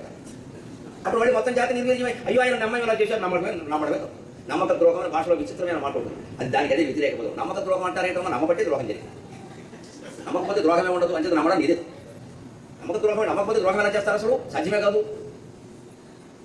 అంచేత అక్కడ విశ్వరూపంలో మీరు గమనించండి ఏం జరిగింది. అర్జునులాగే ఉన్నాడు, కృష్ణుడులా ఉన్నాడు. విశ్వరూపం ఎలా వచ్చిందంటే ఉన్నట్టుండి కృష్ణుడు పెరిగాడా? పెరిగినప్పుడు మీరు క్యాలెండర్లో చూడండి, విశ్వరూపం క్యాలెండర్లు ఉంటాయి కదా, ఒక 20 తలకాయలు ఉంటాయి, ఓ 20 చేతులు ఉంటాయి. అంటే విశ్వరూపంలో ఉండేవి 20 అయినా క్యాలెండర్లో అంతే పడతాయి. ఎందుకని విషయం ఒక 100 వేయాలంటే క్యాలెండర్ పట్టదు. ఏం చేయమంటారు? 20 లెక్క కాదు కదా, అని చేతులు కూడా ఉంటాయి. 20 లెక్క పెట్టి విశ్వరూపంలో 20 ఉంటాయి, కానీ 20 నైవేద్యాన్ని పెడతాం. ఇదో అంటే ఆ లెక్కలేమిటి?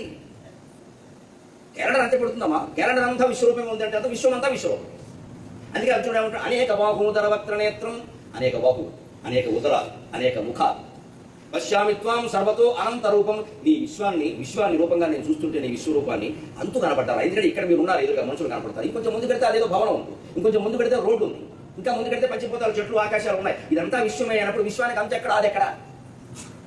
అది అనంత అంతు లేదయ్యా. పశ్యామి త్వాం సర్వతో అనంత రూపం, సర్వత అంతటా నిండినటువంటి అనంతమైన నీ రూపాన్ని నేను చూస్తున్నాను. విశ్వేశ్వర విశ్వరూపం అంటే అర్థం అర్జునుడు దృష్టి మారింది, కృష్ణుడు అంగుళం మారలేదు, అర్జునుడు శరీరం మారలేదు. అర్జునుడు చూసే ఇంతవరకు కృష్ణుడిని కేవలం దేవకీ నందనుడుగా తన బావగారిగా మాత్రమే చూశాడు. ఇప్పుడు విశ్వమంతా కృష్ణుడు అనే అవగాహనకు వచ్చాడు. కృష్ణుడిలో విశ్వాన్ని చూడాలా, విశ్వంలో కృష్ణుడు ఒక భాగంగా చూస్తున్నాడు. విశ్వమంతా ఆయన. అప్పుడు అర్జునుడికి ఏమైంది? వీడు శత్రువు, వీడు మిత్రుడు అనే భావం పోయింది వెంటనే. కాబట్టి వెంటనే తస్మాత్ త్వముత్తిష్ట యశో లభస్వ జిత్వా శత్రువున్ ధ్వంసరాజ్యం సమృద్ధం మయేవైతే నిహతాః పూర్వమేవ నిమిత్తమాత్రం భవ సవ్యసాచ్యం అనగానే లేచాడు. ఏదో చూసుకుంటాను. నష్టో మోహ స్మృతిర్లబ్ధో, నా మోహం పోయింది, నాకు విజ్ఞానం కలిగింది, నేను చిత్తకొట్టేస్తా మొత్తం అందన. ఎంత ఉత్సాహం ఎక్కడి నుంచి వచ్చింది? అంతా ఒక్కటే, తనతో సహా, కృష్ణుడితో సహా, భీష్ముడితో సహా, దుర్యోధనుడితో సహా, ఉన్న బుర్రాలతో సహా. ఈ అంతా ఒక్కటే అనే ప్రపంచంలో మనం ఏం చేయాలి? ఒక శరీరం ధరించి ఉన్నాం కాబట్టి మన పని ఏదో మనకి అంతటినీ మనం నిర్ణయించాలి. అందుకే భగవంతుడు ఏమన్నాడు? మయేవైతే నిహతాః పూర్వమేవ, వారందరూ నా చేతిలో ఇదివరకే చనిపోయారు. అంటే అర్థం తెలియకపోతే ఎవరు రాస్తారు? వీరందరూ కృష్ణుడి చేతిలో చనిపోయారు. ఎందుకంటే తప్పుడు అర్థం ఇంకోలేదు, రాసిన వాడు ఉన్నారు భగవద్గీత. అందుకే చెబుతున్నాం బహుమానం. భగవద్గీత యథాతథమని పెట్టడం, ఇటువంటి తప్పుడు మీనింగ్స్ రాయి. అది యథాతథం కాదు, దయచేసి చదవకండి. అలా రాసిన వాళ్ళతో చర్చకి ఎప్పుడైనా శబ్దం తప్పుడు అర్థాలు. నా చేతిలో చనిపోయారంటే కృష్ణుడి చేతిలో కాదండి, వారి కర్మ చేతిలో అని అర్థం అంటే. కృష్ణుడు ఎంతమంది చంపుతాడు ఆ మనుషుల్ని? ఎవరి కర్మ ప్రకారం వాడి జీవితం నడుస్తుందయ్యా, ఎవరి మృత్యువును వాడు నిర్ణయించుకుంటున్నాడు. నువ్వు ఊరికే బాణం ఏమయ్యా అంటే ఇంత ఆలోచిస్తావేమిటి? ఈ బాణం వల్లే వాడు చనిపోట్లా, బాణం నిమిత్త మాత్రం కారణం అండి, బాణం నిమిత్త మాత్రం కారణం. ఎందుకంటే ఈ బాణం అయిపోయినా ఆయన చనిపోతాడు, బాణం వేసినంత మాత్రం చనిపోయాడా? మీరు యుద్ధం గమనించండి. లక్షల బాణాలు వేశాడు, భీష్ముడి మీద చనిపోయాడా? ఆయన 9వ రోజు వచ్చి ధర్మరాజు చెవిలో సెకండ్ అడ్డు పెట్టుకున్నాయా, చచ్చిపోతున్నాడయ్యా, యుద్ధం చేయలేక రోజు రాత్రి వచ్చి ఆ దుర్యోధనుడు చంపేస్తున్నాడయ్యా, సరిగ్గా చేయడం లేదు, సరిగ్గా చేయడం లేదు, వాడు షంటింగ్ పడలేకపోతున్నాడు. ఆయన బాధ అయిందేంటో, నేను పడలేకపోతాను, ఇంతకంటే ఏం చేయమంటావు? అందరినీ చంపుకోమంటావా? చెప్తే వెంటబడు, అటు పక్క ఉన్న పాపానికి నేను చేయాల్సి వస్తుంది. అందుకని ధర్మరాజా నా మాట విను, సెకండ్ నేను పెట్టుకుని వెనక్కి తిరుగుతాను, అర్జునుడు ముట్టేమని చెప్పి పడిపోతాను, నేను పంపించేస్తాను. అంటే ఉద్యోగం చేయలేక హెడ్ సెల్ఫ్ రిటైర్మెంట్ కోరుకుంటాడే అదే విఆర్ఎస్. ఈ ఉద్యోగం చేయలేని, ఇందులో ఉండలేదని రిటైర్ చేసేయండి బాబు అనుకుంటారు. అది ఆయన చెప్పండి, నేను చేయగలిగేవాడు అంటే నా బాణాలతో భీష్ముడు చంపేవాడు తప్పే కదండి. ఎక్కడ సాధ్యమైంది? పోనీ ద్రోణాచార్యులు నేను బాణశక్తితో చంపగలిగాడా? లేదే, అది సాధ్యం కాదు. ఆయన మొత్తం తుక్కురా కొట్టేస్తూ ఉంటే ఏం చేయలేకప్పుడు ఆయనకు ఒక బలహీనత ఉంది, పుత్ర వ్యామోహం, ధృతరాష్ట్రుడు ఉన్నంత వ్యామోహం ఉంది ద్రోణాచార్యులకు పై కనబడి. వెళ్ళండి అశ్వత్థామని చెప్పాడు, చెప్పండి ఎలా చంపుతాం, ఏదైనా జరగాలి కదా. భీముని గురించి చెప్పండి, వీళ్ళు ఎంత ఇటువంటి మాట్లాడు కొంచెం ముందు వాడు ఇలా ఏదైనా జంతువులు అశ్వత్థామ పేరు ఉంటే వేసేయమన్నాడు. 5-6 ఉన్నాయి, 5-6 వేసేయాలి. ఉంటాయి జంతువులుగా పేరు. ఒక ఏనుగు అశ్వత్థామ అని పేరు ఉంది నిజంగా. ఆ ఏనుగు వేసేసాడు. వెంటనే భీముడు వచ్చి అశ్వత్థామ తెచ్చి ఆ విషయం గట్టిగా చెప్పాడు. వెంటనే టీవీలో ప్రత్యేక బులెటిన్ ఇచ్చాడు, బ్రేకింగ్ న్యూస్, అశ్వత్థామ హత. అది భీముడు చెప్తే అర్జునుడు ద్రోణాచార్యుడు నమ్మడం, భీముడు అబద్ధాలు ఆడతాడు, అవసరమైతే తెలుసు ధర్మరాజు ఆడు. అందుకని ధర్మరాజు చెబితే నమ్ముతాను. కృష్ణుడు స్వయంగా వచ్చి ధర్మరాజును బతిమారమంటే నేను జీవితంలో అబద్ధం ఆడ అయితే ఓడిపోతాం. ఓడిపోవచ్చండి, ఓడిపోవడం కంటే అబద్ధం ఆడకుండా ఉండడం ముఖ్యమే, దాని గురించి కాదు. కానీ ఇప్పుడు ఇంత యుద్ధం మీద పడ్డాక పైగా మీది ధర్మం, వాడు అధర్మం, ఏది గెలవాలి అంటే ధర్మాన్ని అవసరమైతే అపమార్గాల్లో నేనా గెలిపించాలి అని భగవద్గీత చెబుతుంది. భారతం కూడా చెప్పింది, మాయాచారో మాయజావారణీయక సాధ్వాచార సాధునా ప్రత్యుపేయక అన్యపర్వంలోనే వస్తుంది. మోసం చేసిన వాడిని మోసంతోనే గెలవాలి, అది ధర్మం ఖచ్చితంగా, ఏ తప్పేలేదన్నది. తెలివితేటలు ఎందుకు ఉండాలి మనకి అంటే మనం మోసం చేయడానికి కాదండి, ఎదుటి వాళ్ళ మోసానికి గురి కాకుండా ఉండడానికి మనకి తెలివితేటలు. మనం మోసం చేయడం కోసం కాదు, మనం ఎదుటి వాళ్ళ మోసానికి గురి కావాలి. కానీ వాళ్ళు మనం మోసం చేస్తున్నారు, మనకు తెలుసు. మనం తెలుసుకుంటూ కూడా జాగ్రత్తగా ఉండడం మానేసిందాక నమ్మక ద్రోహం లాగే పూర్తిగా నమ్మేసి తాళం చెవులు వాళ్ళకి ఇచ్చేసి అన్ని కోట్లు వాళ్ళ చేతుల్లో పెట్టేసి అనుకున్న వాళ్ళని మోసం చేశారు, అనుకున్న వాళ్ళే మోసం చేస్తారు. నీ తెలివితేటలు ఏమయ్యాయి? కలియుగంలో మంచితనం గొప్పది, మెతకదనం పనికిరాదు. మంచితనం వేరు, మెతకదనం వేరు. అందుకని ద్రోణాచార్యుడు అధర్మపక్షాన్ని ఉండి యుద్ధం చేస్తున్నాడు. ఆయనకి ఒక బలహీనత ఉంది కాబట్టి నువ్వు వెళ్ళి అర్జునుడిని ధర్మరాజు చెప్పమన్నాడు. ధర్మరాజు నేను చెప్పను, నీ ఇష్టం, ఓడిపోతావు నీ ఇష్టం, నన్ను అనద్దు, తర్వాత నేను ఉన్నంత మాత్రాన్ని గెలుస్తాను అనుకోవద్దు. నేను చెబుతున్న సలహాలు పాటిస్తే అంటే ఇప్పుడు గమనించలేదు, దైవానుగ్రహం ఉంటే అన్ని జరుగుతాయని మనం మాట్లాడతాం కదా. దైవానుగ్రహాన్ని మనం అనుసరించాలా వద్దా? దైవానుగ్రహం ఎలా ఉంది? పాండవుల మీద భీష్ముడు చెప్పే ఉపాయం చెప్పాడు, ద్రోణాచార్యుడు చెప్పే ఉపాయం చెప్పాడు, కర్ణుడు చెప్పే ఉపాయం చెప్పాడు, సైంధవుడు చెప్పే ఉపాయం చెప్పాడు. ఆయన మాయోపాయాలైనా సరే వాటిని వాడు అనుసరించాడు. అనుసరించబట్టి వాడు నీకు ఎరగానే కేవలం కృష్ణుడు ఇలా అంటే నెగ్గించాడా? ఇలా కూర్చుని ఇలా సారథ్యం ఆ మాత్రానికి యుద్ధం ఎందుకు? ఇంటి దగ్గర కూర్చుని ఇలా అనొచ్చుగా. మొత్తం యుద్ధం అనేది సినిమా అయిపోయాయి. అంటే మనం కూడా ఏం చేస్తాం, పలానా పుస్తకం ఉంటే చాలు, విగ్రహం ఉంటే చాలు భావన చేస్తామే. దానికి సంబంధించిన నువ్వు ఆచరిస్తేనే అనుగ్రహం కలుగుతుంది. అనుగ్రహం అనే మాటకి అర్థమే తెలియపోతే ఎలాగండి? విచిత్ర వ్యాఖ్యానాలు. అనుసృత్య గ్రహణం అనుగ్రహం. దైవానుగ్రహం ప్రతివాడికి ఉంది, లేనివాడు లేడు అసలు సృష్టిలో. ఈ సృష్టే దైవానుగ్రహం. దేవుడు అనుగ్రహించకపోతే సృష్టే లేదు. ఎక్కడుంది? మన గుండెల్లో ఉంది. అది దైవశక్తి. ఈశ్వర సర్వభూతానాం హృదయే అర్జున తిష్టతి, అది కూడా భగవద్గీతలో చెప్పాడు. ఈశ్వరుడు అన్ని హృదయాలు, అన్ని జీవుల హృదయాలలో ఉన్నాడు అర్జున. అంటే మన హృదయంలో కూడా ఉన్నాడు అనుమానం. మన హృదయంలో కాదండి, ఆశ్చర్యం. ఈ కుర్చీ హృదయంలో ఉన్నాడు, ఈ మైకు హృదయంలో ఉన్నాడు, ఈ మంచినీటి సీసా హృదయంలో ఉన్నాడు. ఎలా నిరూపిస్తాం? లలితా సహస్రంలో చెబుతారు, చిచ్చక్తి చేతనారూప, జడశక్తి జడాత్మిక. చైతన్య పదార్థాలలో చైతన్య రూపంలో ఉన్నాడు, జడ పదార్థాలలో జడశక్తి రూపంలో ఉన్నాడు. జడత్వం కూడా ఒక గొప్పతనమే. ఇంతసేపు నేను మాట్లాడుతున్నా ఈ బల్ల స్పందించదు, చప్పట్లు కొట్టదు, అలాగే ఉంటుంది. మీరు ఉండగలరా? అంటే మనకి లేని ఒక శక్తి దాన్ని. మనం అప్పుడప్పుడు ఇంట్లో జడ పదార్థాల్లో ఉంటేనే సంసారాలు బాగుంటుంది.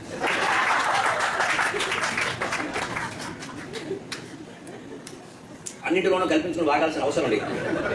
బాగుంటాయి. ఎవరో ఒక నిర్ణయం తీసుకుంటారు, ఏదో ఒకటి చేస్తారు. ఊరికే 10 మంది కల్పించుకోవడం అది ఎప్పటికీ తాగుతుంది. 10 మంది కొడితే బాగు తాగుతారు. అంటే జడత్వం గొప్పదండి, జడత్వం ఒక శక్తి, అది కూడా దైవశక్తి. ఈ మాటలు చెప్పగలగడం అనేది చైతన్యవంతుడైన మనిషికి సాధ్యం అవుతుంది, కానీ ఈ బాలకి సాధ్యం కాదు. కానీ ఈ మైకు విచిత్రమైన శక్తి. దీనికి మాటలు చెప్పడం చేత కాకపోవచ్చు, నా మాటని గ్రహించి 100 మందికి అందించగలిగిన శక్తి. ఆ శక్తి నాకుందా? నేను ఎంత అరిచినా అవతల వాడికి వినపడుతున్నా, నాకు గొంతుపోతుంది. కానీ అంటే ఆ గ్రహించి అందించే విషయంలో ఈ యంత్రం నాకంటే గొప్పది. ఎందుకు ఒప్పుకోవడానికి ఎందుకు తప్పుకోవాలనేది ఇబ్బంది ఉంటుంది. జడ పదార్థాలు మనకంటే తక్కువగా, చీమలు దోమలు జంతువులు ఏవి మనకంటే తక్కువగా, వాటికి చాలా శక్తులు ఉన్నాయి. మీరు అమెరికన్ సెక్యూరిటీలో చూస్తూ ఉంటారు, బ్యాగ్లో అట్టిపండు ఉంటే మీరు ఎంత లోపల పెట్టినా కుక్క వచ్చి పట్టుకుంటుంది బ్యాగ్. ఎవరు చెప్పలేరా అట్టిపండు ఉంటే మీరు పట్టుకొని చూస్తాను. మరి అట్టిపండు వాసన గ్రహించి ఎంత లోపల కేసిన చెకిన్ బ్యాగ్లో పెట్టినా సరే దాన్ని పట్టుకుని పీకేసే శక్తి ఆ సురకానికి ఉన్నట్టుగా మనకు ఉందా? అంత గణశక్తి రూపంలో అక్కడ ఉన్నది భగవంతుడు కాదా? భగవంతుడు అంటే మగవాడేనా? నువ్వు కాదు, ఆమె కాదు, భగవంతుడికి రూపం ఉండదండి. భగవంతుడు ఒక శక్తి. ఆ శక్తిని ఇక్కడ మనం ఆంజనేయ స్వామిగా చూస్తున్నాం, అక్కడేమో వెంకటేశ్వర స్వామిగా చూస్తున్నాం, ఇంకో చోట శివుడిగా చూస్తున్నాం. ఎంతవరకు చూస్తాం ఇదంతా? ఆ శక్తి నువ్వు నేను అని అర్థమయ్యే వరకు చూస్తాం. ఆ అర్థమైతే తత్వమసి అహం బ్రహ్మాస్మి అయిపోయింది. అందుకని చెబుతున్నాడు పరమాత్మ అన్నింటిలోనూ ఉన్నాను కదా. అంటే ఇక్కడ జడశక్తి రూపంలో ఉన్నాడు, ఇక్కడ చైతన్య శక్తి రూపంలో ఉన్నాడు. అలాగే కౌరవుల్లో ఉన్నది తానే, పాండవుల్లో ఉన్నది తానే, అర్జునుల్లో ఉన్నది తానే. అందుకే విభూతి యోగంలో పాండవానాం ధనంజయక, పాండవుల్లో అర్జునుడు నేనే. అంటే ఇప్పుడు మీరు ఆలోచించండి, భగవద్గీత చెబుతున్నవాడు వింటున్నవాడు ఒకటి. ఎందుకన్నాడు అయితే విభూతి యోగంలో ఆ మాట? చెబుతున్నవాడు కృష్ణుడు అని మనం చెప్పేస్తాం వెంటనే. తర్వాత వింటున్నవాడు అంటే అర్జునుడు అంట. పాండవానాం ధనంజయక, పాండవుల్లో అర్జునుడిని నేనే అన్నాడు. నేనే అంటే కృష్ణుడు అనే అర్థం అయితే అక్కడ అర్జునుడు నేనే అనడం ఏమిటండి? అర్జునుడు ఎందుకు అడిగాడు, కృష్ణుడు ఎందుకు చెబుతున్నాడు? ఎవరైనా పిల్లలు రాయమంటే భగవద్గీత కృష్ణుడు చెప్పాడు, అర్జునుడు విన్నాడు అంటారు. కానీ విన్నది కృష్ణుడే, చెప్పినది అర్జునుడే, అంత కృష్ణుడే, అంతా కృష్ణుడే అంటే నీకు మార్కులు కూడా కృష్ణుడే అంటారు.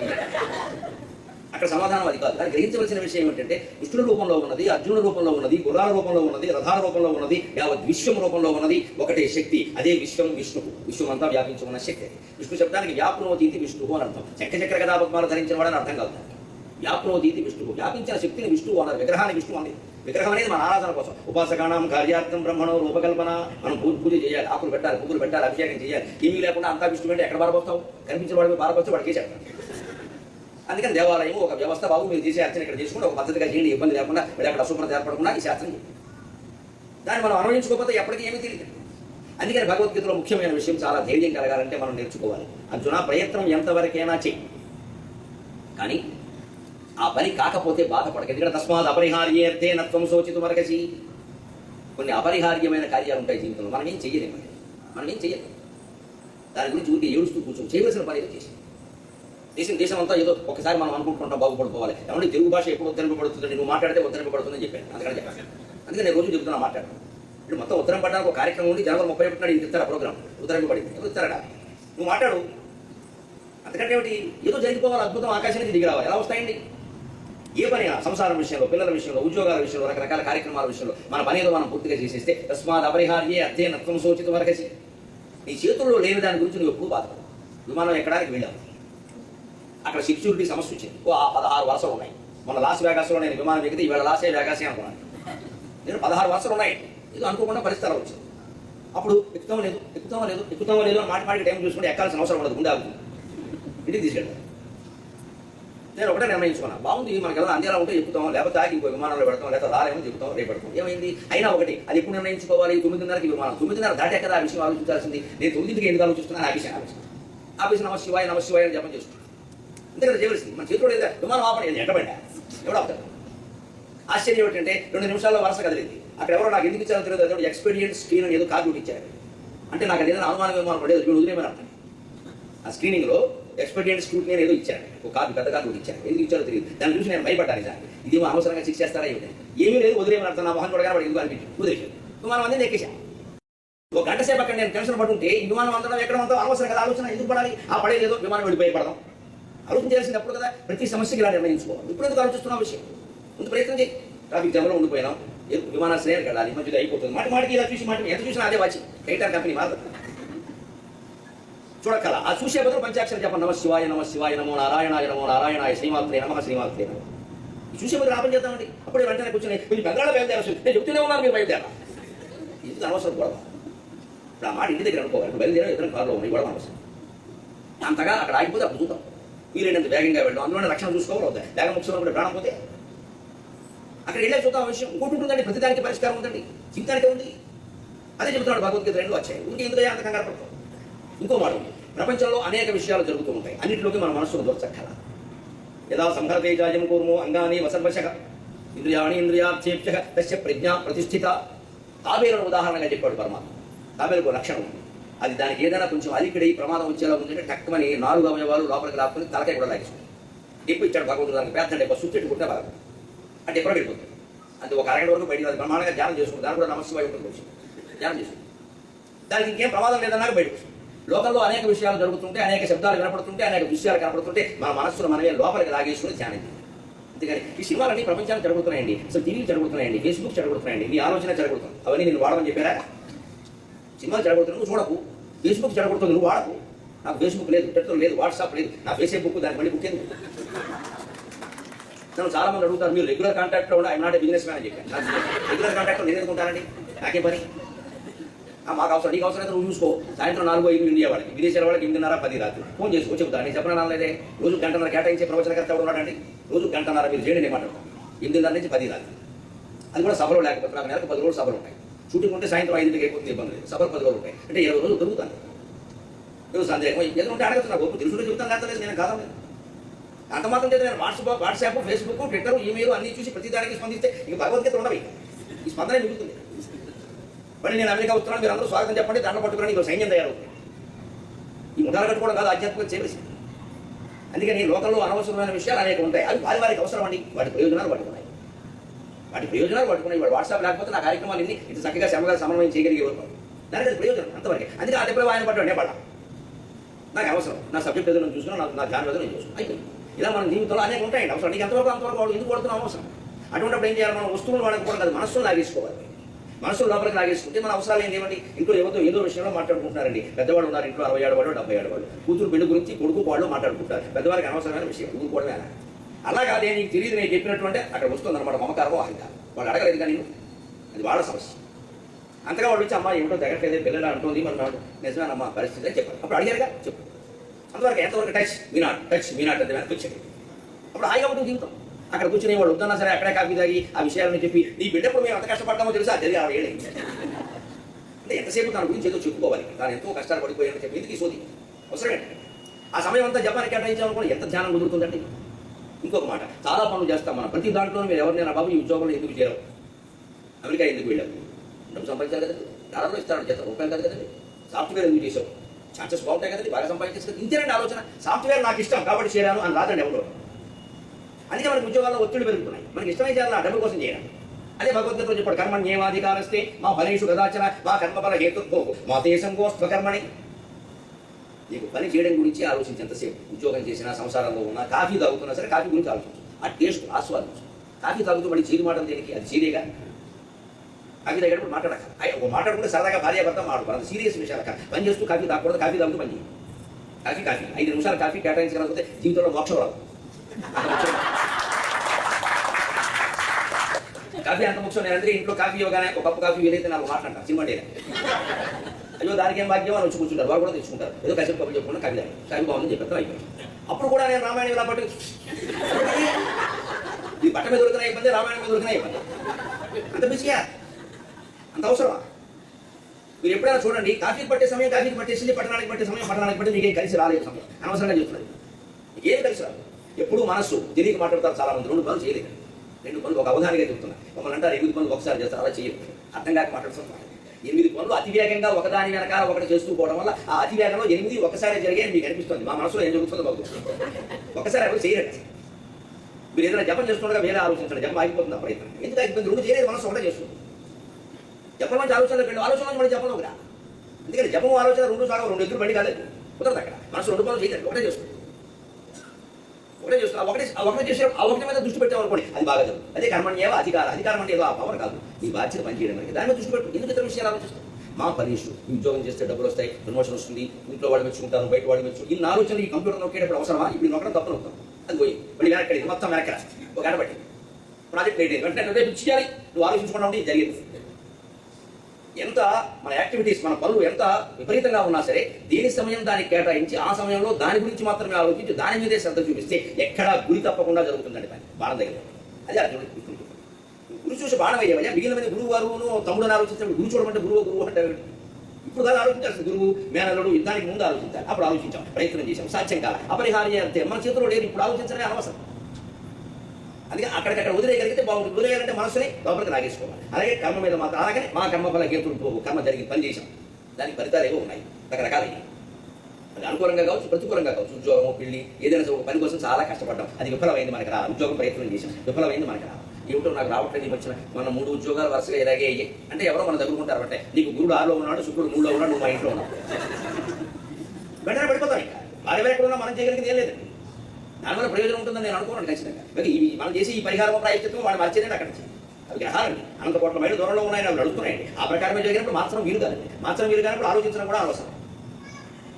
ఉద్యోగం కోసం ప్రయత్నం చేశాం, 10 మంది ప్రయత్నం చేశాం, వారి ప్రయత్నం ఫలించింది, మనకు ఫలించారు. మనకంటే వారు బాగా ప్రయత్నం చేసుకోవచ్చు. ప్రయత్నం కూడా ఎందుకు, వాడికి అవతల వాడు మేనలుడు కావచ్చు, ఇచ్చాడేమో, మనకేం తెలుసు ఆ విషయం, వదిలేస్తే అయిపోయింది. ప్రశాంతంగా ఉన్నాం. అంతేగా నాకు ఎక్కువ రావట్లా, 6 నెలలుగా ప్రయత్నిస్తున్నా రావట్లా. మా చిన్నతనాల్లో 6 ఏళ్ళు ప్రయత్నించిన ఉద్యోగం రాని కూడా చాలా మంది ఉన్నారు. ఇప్పుడు 6 నెలలకే కంగారు పడిపోతున్నారు. అంత ఇదేం లేదు కదా. ఇలా ఆలోచించగలిగితే ప్రతిదీ బాగుంది. అలాగే ఇంకో మాట 4వ అధ్యాయంలో చెబుతాడు ప్రత్యేక శ్రేయాన్ స్వధర్మో విగుణ పరధర్మ స్వనుష్ఠిత స్వధర్మే నిధనం శ్రేయక పరధర్మో భయావహక. పూర్వకాలంలో అయితే ఇది వర్ణాశ్రమ ధర్మాల గురించి కుల వృత్తుల గురించి చెప్పేవారు. కానీ ఇప్పుడు అన్వయం అలా కుదరదు. అందుకోసం కాదు, ఎప్పుడు సామాజికంగా సమకాలికంగానే అన్వయం ఉండాలి. స్వధర్మం అంటే ఇప్పుడు మన ఉద్యోగాన్ని మనం చేస్తున్నాం, మన ఆస్తులు ఏవో మనకు ఉన్నాయి, మన పిల్లలు మన గొడవలు ఏవో మనకు ఉన్నాయి. ఇంకోటి ఉద్యోగం మనకు ఆకర్షణీయంగా కనపడుతుంది. సహజంగా ఉద్యోగంలో చేరే వరకు కావాలని చేరతాం. తర్వాత ఏమో ఏమంటే మా సాఫ్ట్వేర్ బతుకులు ఏం బతుకులు అండి బాబు, ఎందుకు చేయాలి అంత బతుకులు. అది ఇంకో ఉద్యోగం వాడు మనకి వాడు చూడండి, నేను ప్రొఫెసర్ అయితే ఏంటంటే ఇక్కడ నాకు 50,000 కూడా లేదు, సాఫ్ట్వేర్ ఇలా జరగానే 1,00,000 అండి. ఈ ప్రొఫెసర్కి ఎందుకండి సాఫ్ట్వేర్ మనం చూసి ప్రొఫెసర్కి ఉండేటువంటి నైపుణ్యం ఒక 100 మంది విద్యార్థులు ఎదురుగా కూర్చొని వినడం, వాళ్ళందరూ గురువుకి నమస్కారం చేయడం, ఈ గౌరవం సాఫ్ట్వేర్ ఇంజనీర్ 100 జనరల్ స్థితి వస్తుందా? ఈ కంప్యూటర్ వాడికి కనబడుతుందా? కనబడుతుంది. ఆ యోగాన్ని గురువు ఆనందించుకుని తలుచుకుని ఆనందించాలి. కానీ వాడికి 1,00,000 వచ్చింది, నాకు 50,000 వచ్చింది, డబ్బేనా?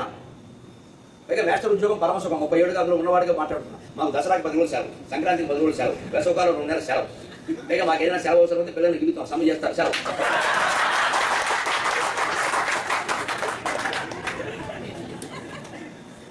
ఉపాధ్యాయ సంఘాలు వాడు సభ పెడితే అందులో ఒక ఆయన మాట్లాడాడు, ఏముందండి ఉపాధ్యాయుల ఆదాయం ఒక డాక్టర్తో పోలిస్తే మా ఆదాయం ఎంత అన్నాడు. నిజమే, డాక్టర్లు బాగా సంపాదిస్తారు ఎక్కడైనా. అప్పుడు నేను తర్వాత దానికి నేను ముఖ్య అతిథి, నేను తర్వాత మాట్లాడుతూ చెప్పలేదు, ఆయన పొరపాటుగా అవగాహన చేసుకుంటాను జీవితాన్ని. డాక్టర్ల కంటే మనం చాలా బాగున్నాం. ఎందుకంటే డాక్టర్లు ఎవరో అర్ధరాత్రి 1 గంటకి మన 1 గంటకి తలుపు కొట్టి పేషెంట్ సీరియస్ స్టార్ట్ ఇమీడియట్లీ అంటే డాక్టర్ వెళ్ళాల్సింది.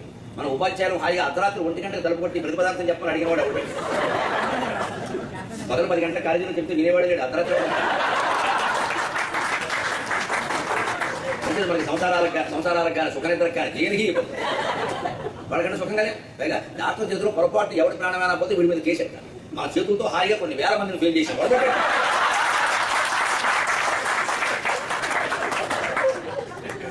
వెంటనే మాకు సూత్రం తెలుసు, వారికి వచ్చే యోగం లేదు. మనకి జీతం వచ్చే యోగం ఒకటే, వాడికి చదువు వచ్చే యోగం హాయిగా వ్యాఖ్య. అదే డాక్టర్ గారిని ప్రాణం పోయినకుంటే వాడి కర్మ గొప్ప పేరు పోతుంది. వైద్యం చేసి కర్మ అంటే ఉందండి. ఇప్పుడు మనం ఎందుకు అసూయపడాలి? అవసరం ఏంటి? ప్రతి వృత్తిలోనే ఇబ్బందులు ఉన్నాయి. ఉద్యోగం చేయకుండా ఇంట్లో ఉన్నవిడ హ్యాండ్ బ్యాగ్ వేసుకుని వెళ్ళిపోయి ఆడాలని చూసి షోక్గా వెళ్ళిపోతుంది. కొద్దిగా 9ంటికి నా రైసర్కో 25,000 తెచ్చుకుంటాం. మేమేది ఇంట్లో కూడా ఎడుతున్నాం, రచన చేసుకుంటాం. ఆవిడ వెళ్ళి అడిగాం, ఆవిడ కష్టాలు ఎప్పుడో అవుతుంది. అందులో ఎన్ని ఇబ్బందులు ఉన్నాయి. ఇది మన అవసరం. ఇందుకోసం ఇండియాలో మీకు తెలియదు, ఈ భావంతో ఉద్యోగాలు చేసేవాడు కొంతమంది తయారయ్యారు. అవసరం లేదు. ఎందుకు చేయకపోతే ఇంట్లో గౌరవం ఉండదు. గౌరవం కోసం ఉద్యోగం పెట్టండి. దానికి అంటే మన దృష్టి అసలు జీవితం మీద లేదు. ఏవో విషయాలు ఏవో బయట విషయాల ద్వారా మనం ఆనందించాలి. అది వద్దని చెబుతున్నాడు. నీ ధర్మంలో నువ్వు ఉండడం చాలా గొప్పదే. పరధర్మం భయావహ. అవతల ఉద్యోగాలు ఎంత గొప్పవేనా, వృత్తులు ఎంత గొప్పవేనా, జీవితాలు ఎంత ఆకర్షణీయమైనా అది మంచిది కాదు. నీ ధర్మం ఏదో నువ్వు చేసుకో.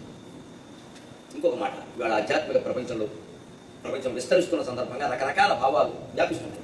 భక్తి పేరు మీద అంతా మంచి జరుగుతుందని నేను ఆనందం. విపరీతమైన అజ్ఞానం కూడా ప్రచారం అవుతుంది. అంకెలు మార్చుకోండి, అక్షరాలు మార్చుకోండి, ఇల్లు మార్చుకోండి, అన్నీ మార్చుకోండి, బుద్ధి మాత్రం మార్చుకోమని ఒకటి చెప్పండి. అది కృష్ణుడు చెప్పాడు. ఉత్తరేణ ఆత్మానం అవసాదయే ఆత్మే వ్యక్ష్యాత్మనో బంధురు ఆత్మే వరికులాత్మనక. నేను మార్చుకోవలసింది నువ్వే, నేను ఏదీ మార్చలేదు. ఉత్తరేణ ఆత్మానం, నిన్నే నువ్వు ఉద్ధరించుకోవాలి. నా ఆత్మానం అవసాదయే, ఎప్పుడు నువ్వు కించపరిచి మాట్లాడుకోవు. నువ్వు కొన్ని పనులు చేయగలవు, ఏదీ చేయలేవు అని మాట్లాడదు. కొన్ని చేయగలవు. నువ్వు చేయగలిగిన పనులు ఎన్నో ఇతరులు చేయలేదు. నేను జడ పదార్థాల విషయంలోనే మాట్లాడుకున్నాను ఇందాక. ఇది చేయగలిగిన పని మనం చేయలేదు, ఇది చేయగలిగిన పని నేను చేయలేదు. ఆ విషయంలో నేను దానికంటే తక్కువే. అలాగే మైకులు మాట్లాడమంటే రీసౌండ్ వస్తుంది, ప్రసంగం ఆగింది. కుదరదే. కొన్నింట్లో మనం ఎక్కువ, కొన్నింట్లో మనం తక్కువ. అంగీకరించడానికి అభ్యంతరం ఉంది. అన్నింట్లో మనం ఎక్కువగా ఉండాలా? లేదు, అన్నింట్లో మనం తక్కువ అని బాధపడాలి. అవసరం లేదయ్యా. ఉద్ధరేది ఆత్మానం నా ఆత్మానం అవసాదయ్యే. ఎప్పుడు నిన్ను నీ శక్తిని నువ్వు కించపరిచి మాట్లాడుకో. ఇది ఆత్మవిశ్వాసం.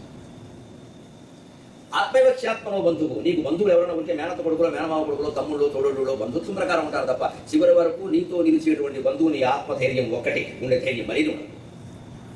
కేన ద్వితీయవాన్ భవతి అని భారతంలో యక్ష ప్రశ్నలో ధర్మరాజు యక్షుడు అడుగుతాడు, జీవితాంతం తోడుగా ఉండేవారు ఎవరు అని. భార్య భర్త ఏదో చెబుతాం మనం రకరకాలుగా. ఆయన అలా ద్వితీయవాన్ భవతి, జీవితాంతం మనిషి ఏ అవస్థలో ఉన్నా వాడికి తోడుగా ఉండేది వాడికి ఉండే ధైర్యం మాత్రమే అని. మన మనసులో ఆ ధైర్యాన్ని సంపాదించుకుంటే ఎక్కడ ఉన్నా ధైర్యంగానే. ఆ ధైర్యం మనకు తోడు. మానవులు ఎంతకాలం తోడుగా ఉంటారు. వారి భావాలు వేరుగా ఉన్నాయి. నచ్చకపోతే వెళ్ళిపోతారు. ఎంత జీవిత భాగస్వాములైనా జరుగుతున్నాయి ఇవాళ. వారు ఎవరో తోడనుకుంటే అలాగే ఉన్నంతకాలం బాగానే ఉంటాం. మనం జడగొట్టుకోం, పరిగెట్టుకుని వారు జడగొట్టుకుంటే వారి కన్నా వదిలివేడి ఆ విషయం. అందుకని ఉద్ధరే ఆత్మైవక్ష్యాత్మనో బంధువు ఆత్మీయవరి పురాత్మనక. మనకి శత్రువు కూడా మనమే అని. ఎందుకంటే మనం ఉండవలసిన విధానంగా ఉంటే శత్రుత్వాలు రావు. అందుకే పాండవులు ఉండవలసిన విధానంగా ఉన్నారు, అయినా శత్రుత్వాలు వచ్చాయి, యుద్ధం కూడా జరిగింది. అందుకే కౌరవ పాండవ యుద్ధం అంత భయంకరంగా జరిగిన పాండవుల్ని మనం ఎప్పుడు నిందించం. బుద్ధున్నవాడు ఎవడు పాండవున్నారు, వాడు వద్దని చెప్పారండి యుద్ధం, వాడు సంధి కోసం ప్రయత్నించారు. దుర్యోధన ఉన్నారాలి, కర్ణుడు ఉన్నారాలి, దుశ్శాసనం ఉన్నారాలి, అవసరమైతే భీష్మద్రోణులు అన్నా పర్వాలేదు, కానీ పాండవులు అంటే అలాగా వాడు ఏం యుద్ధం తెచ్చిపెట్టలేదు. 5 ఊళ్ళు ఇస్తే చాలని చెప్పాడు ఆ మహానుభావుడు. ఇంతకంటే ఏం చేయమంటారు ప్రయత్నం? ఇంకా అది కూడా ఇవ్వమంటే భిక్షాటం చేసుకోమంటారా క్షత్రియ పుత్రుడు? అందుకని ధర్మం విషయంలో రాజీ పడద్దు ఖచ్చితంగా. అందుకని మనమే ఉద్ధరించుకోవాలంటే ఏం చేయాలంటే నేను మొహమాటం లేకుండా చెప్తున్నా. రామాయణం కానీ, భారతం కానీ, భాగవతం కానీ అన్నీ అచ్చయి తెలుగులో శ్లోకాలతో, ప్రతిపదార్థాలతో, తాత్పర్యాలతో మూల గ్రంథాలు సిద్ధంగా ఉన్నాయి. దయచేసి మీరు సొంతంగా చదవండి, అనేక విషయాలు తెలుసు. రామాయణం చదవాలంటే పుల్లెల శ్రీరామచంద్రుడు గారు 15 సంపుటాలుగా మొత్తం 7 కాండలు కూడా వ్యాఖ్యానంతో వేసింది. ప్రతిపదార్థం తాత్పర్యం కూడా ఉంది. శ్లోకం అక్కర్లేదమ్మా, శ్లోకంలో మహిమో మాయో ఉందని అనుకోకుండా విషయం కలిగించడం ముఖ్యం. తాత్పర్యాలు చదువుకోవచ్చు. భారతం ఆయన మహాభారత సార సంగ్రహం అని రాశారు, అది చదవచ్చు. ఇంకా మొత్తం మూల భారతం మాకు 1700 శ్లోకాలు అంతా కావాలండి అంటే విజయవాడలో వారు వేశారు, లలితా త్రిపుర సుందరి పరిషత్. మొత్తం వ్యాస భారతం తెలుగు వచ్చాము 20 సంపుటాలు. ఏ పుస్తకం ఇంత లాభం మించి ఉండదు. హాయిగా విమానంలో పెడుతుంటే దిగేలోగా అయిపోయింది. ఏముందో తెలుసుకున్న వివరంగా అచ్చ తెలుగులో హాయిగా మనకు అర్థమయ్యే భాషలో వచనాలు మధ్య మధ్యలో శ్లోకాలు ఉటంకిస్తూ ఆసక్తి కలిగిన వాళ్ళకి అవి కూడా ఉటంకిస్తూ. ఇలాగే భాగవతం ఈ మధ్యనే రామకృష్ణ మఠం వారు 13,707 శ్లోకాలు వ్యాస మహర్షి రాసినవి ప్రతిపదార్థం తాత్పర్యంతో వేశారు. స్వామి తత్వవేదానంద సరస్వతి వ్యాఖ్యానంతో మహానుభావుడు. ఆ పైన పోతన గారి భాగవతం తాత్పర్యాలతో వేశారు. మొత్తం అన్ని పద్యాలు కూడా. నేను దానికి బీటికి కూడా రాశాను, మన ఆవిష్కరణ సభలో పాల్గొన్నాను. అన్ని సిద్ధంగా ఉన్నాయి. మీరు దాన్ని ఏం చేయాలి? సెంటిమెంట్ పెట్టుకుని చదవకూడదు. ఏకాదశి నాడు మారేద్దాం, ద్వాదశి నాడు మూసేద్దాం, ఈ కంపెనీ ఉంది. నువ్వు దాని జ్ఞానం కోసం చదువుతున్నావు, పుణ్యం కోసం కాదు. పైగా 7 రోజులు భాగవతం చదవడం ఎందుకంటే పిచ్చి పని ఇంకోట్లేదు. పరీక్షిత్తు 7 రోజుల్లో ఎందుకు ముగించారంటే వాడి ప్రాణం పోతుంది 7వ రోజు. మన ప్రాణాలు పోవట్లేదు కదండి, 70 ఏళ్ళు బతుకుతున్నాం. ఎక్కడానికి ఏదో పథకం కనిపెట్టారు 7 రోజులు. 7 రోజుల్లో తూతు మంత్రం పాడేయడం అయిపోయింది, ప్రసాదాలు పెట్టి భోజనాలు పెట్టి అదేదో పుణ్యం వచ్చేసి ఏమొచ్చేస్తుంది? జ్ఞానం అయితే రాదు. కేవలం పారాయణం వల్ల పుణ్యాలు వస్తాయండి, జ్ఞానం కావాలి కదా. భాగవతంలో ఎంత గొప్ప జ్ఞానం ఉంది. అది పొందడం మానేసి ఇవన్నీ ఆలోచిస్తే అలాగే. అది పొందాలంటే ఏం చేయాలి? మీకున్న సమయంలోనే కనీసం శని ఆదివారాలు పెట్టుకోండి, లేకపోతే రోజుకు ఒక అరగంట పెట్టుకోండి. అరగంట ఎక్కువ, ఎన్ని పేజీలు అయితే అన్ని పేజీలు. అక్కడ ఒక ఏదో బుక్ కీపర్ అంటారు కదా, ఒకటి పడేయండి వాట మొక్క, రేపు వదులు చూద్దాం. మీరు ఆశ్చర్యంగా మళ్ళీ సంవత్సరం మళ్ళీ భగవంతుడు అనుగ్రహించి మళ్ళీ వస్తే అప్పటికి భాగవతం పూర్తి చేసి ఉంటారని మీరు అనుమానం లేదు. ఆ ప్రయత్నం చేయాలి. అది మనకు అర్థం కాదని కొందరు, చదవడానికి ఈ మాత్రం కుదరదని కొందరు. మనకి ఎందుకు పుణ్యగ్రంథం అంటే చదవకపోతే, రోజు చదవకపోతే పాపంటే అటువంటివి ఏమి లేవండి భయంకర పథకాలు. ఇది మనం ఉద్ధరించుకునే విధానం ఇది ఖచ్చితంగా. అప్పుడు ఖచ్చితంగా ఉద్ధరింపడతాం. ఇంకొక మాట ముఖ్యమైనది చెప్పుకున్నాం. ఇక్కడ వాళ్ళకి నేను అది చెప్పాల్సిన అవసరం లేదు, కానీ భగవంతుడు చెప్పాడు కాబట్టి ఇంకా ముఖ్యమైనదే కాబట్టి చెబుతాను. అర్జునుడు ఒక ప్రశ్న వేస్తాడు 18వ అధ్యాయం. అంతటా నిండు ఉన్నావు నాకు అర్థమైపోయింది, విశ్వరూపాన్ని చూశాను నేను, విశ్వమంతా నువ్వే, మరి నిన్ను ఆరాధించడం ఎలాగా? వెంటనే కృష్ణుడు అన్నాడు, నీ ప్రశ్నలో ఉందయ్యా సమాధానం. చిత ప్రవృత్తి భూతాని ఏన సర్వమిదం తతు స్వకర్మణాతమభ్యర్చ్య సిద్ధిం విందతి మానవక. చిత ప్రవృత్తి భూతాని, ఈ పరమాత్మ తేజస్సు నుంచి ఈ సృష్టి అంతా ఏర్పడింది. ఏన సర్వమిదం తతం, ఏ పరమాత్మ తేజస్సు చేత ఈ సృష్టి అంతా వ్యాపించబడి ఉందో ఆయన ఆరాధించడానికి వేరే ఏముంటుందో? అంతా ఆయన అయినప్పుడు నువ్వు చేసే ప్రతి పని ఆయన ఆరాధనే కదా. Work is worship. మనం ఏ పని చేస్తున్నా సరే మన పని ఏదో మనం బాధ్యతగా చేయడం, అవినీతికి పాల్పడకుండా, లంచాలు తీసుకోకుండా. ఈ మాట ఇక్కడ చెప్పాల్సిన అవసరం లేదు, కానీ మన దేశంలో చాలా అవసరం ఉంది. చచ్చిపోయిన వాడికి చచ్చిపోయినట్టుగా సర్టిఫికెట్ ఇవ్వాలంటే బతుకున్న వాడిని చంపేస్తున్నాడు, తిరగడానికి వీడు చచ్చిపోతున్నాడు తండ్రి కోసం. దానికి లంచం. అసలు పెన్షన్ తీసుకునే వాడికి ఆఫీస్కి అడగానే నువ్వు బతుకున్నావని గ్యారంటీ వాడు ఎదురుగానే ఉన్నాడు. దానికో సర్టిఫికెట్, దానికో 1000 ఇవ్వాలి. మరి ఇంతమంది అడ్డబొట్టం నిలువ బొట్టం పెట్టేస్తారు. రోజు ఏకాదశి గుళ్ళే కడుతున్నామని మేము వచ్చి మేమే గుడి కట్టించామని ఈ పాప పని మాట. ఇది భగవంతుడు మెచ్చుకునే విషయం కాదు. ఆయన స్పష్టంగా స్వకర్మణాతం అభ్యర్థి సిద్ధిం విందతి మానవక, నీ పని నువ్వు సక్రమంగా చేస్తే నన్ను పూజ చేసినట్టే. మరి దేవాలయానికి వెళ్ళడం, ఆరాధన చేయడం ఎందుకంటే దాని విశేషం వేరే. దేవాలయాలన్నీ, మన దేవాలయాల నిర్మాణాలన్నీ దేహంలో ఉండేటువంటి దేవుణ్ణి గుర్తించడానికి వీలైన అభ్యాసాన్ని మనకు అందిస్తాయి. దేవాలయం ప్రహారీ గోడ దాటి లోపలికి వచ్చావు అంటే మన దేహంలోకి మనం ప్రవేశించినట్టే. అంతర్ముఖ సమారాధ్య. బహిర్ముఖంగా అమ్మవారు దొరకదు. బయట మనం ఎంత తిరిగినా కారులో, బస్సులో కనపడితే ఇక్కడికి వస్తేనే దేవుడు అనే మాట మనకు గుర్తొస్తుంది. బయటలా గుర్తొస్తుంది. ఇక్కడ కనిపించగానే దేవుడిని దండం పెట్టారు. లోపలికి వెళ్ళాం, ప్రదక్షిణం చేశాం. ప్రదక్షిణం ఎప్పుడు 3 సార్లు లెక్క. ఇంకా మొక్కుకోవడం వేరే సార్లు చేయడం అదంతా వేరే విషయాలు, అవి శాస్త్రానికి సంబంధించిన 3 సార్లు లెక్క. ఈ దేవుడికైనా 3 సార్లు, ఈయన కాదు ఆయనకు 16 ఉండవు. ఇవన్నీ మన అవసరానికి మనమే సృష్టిస్తాం.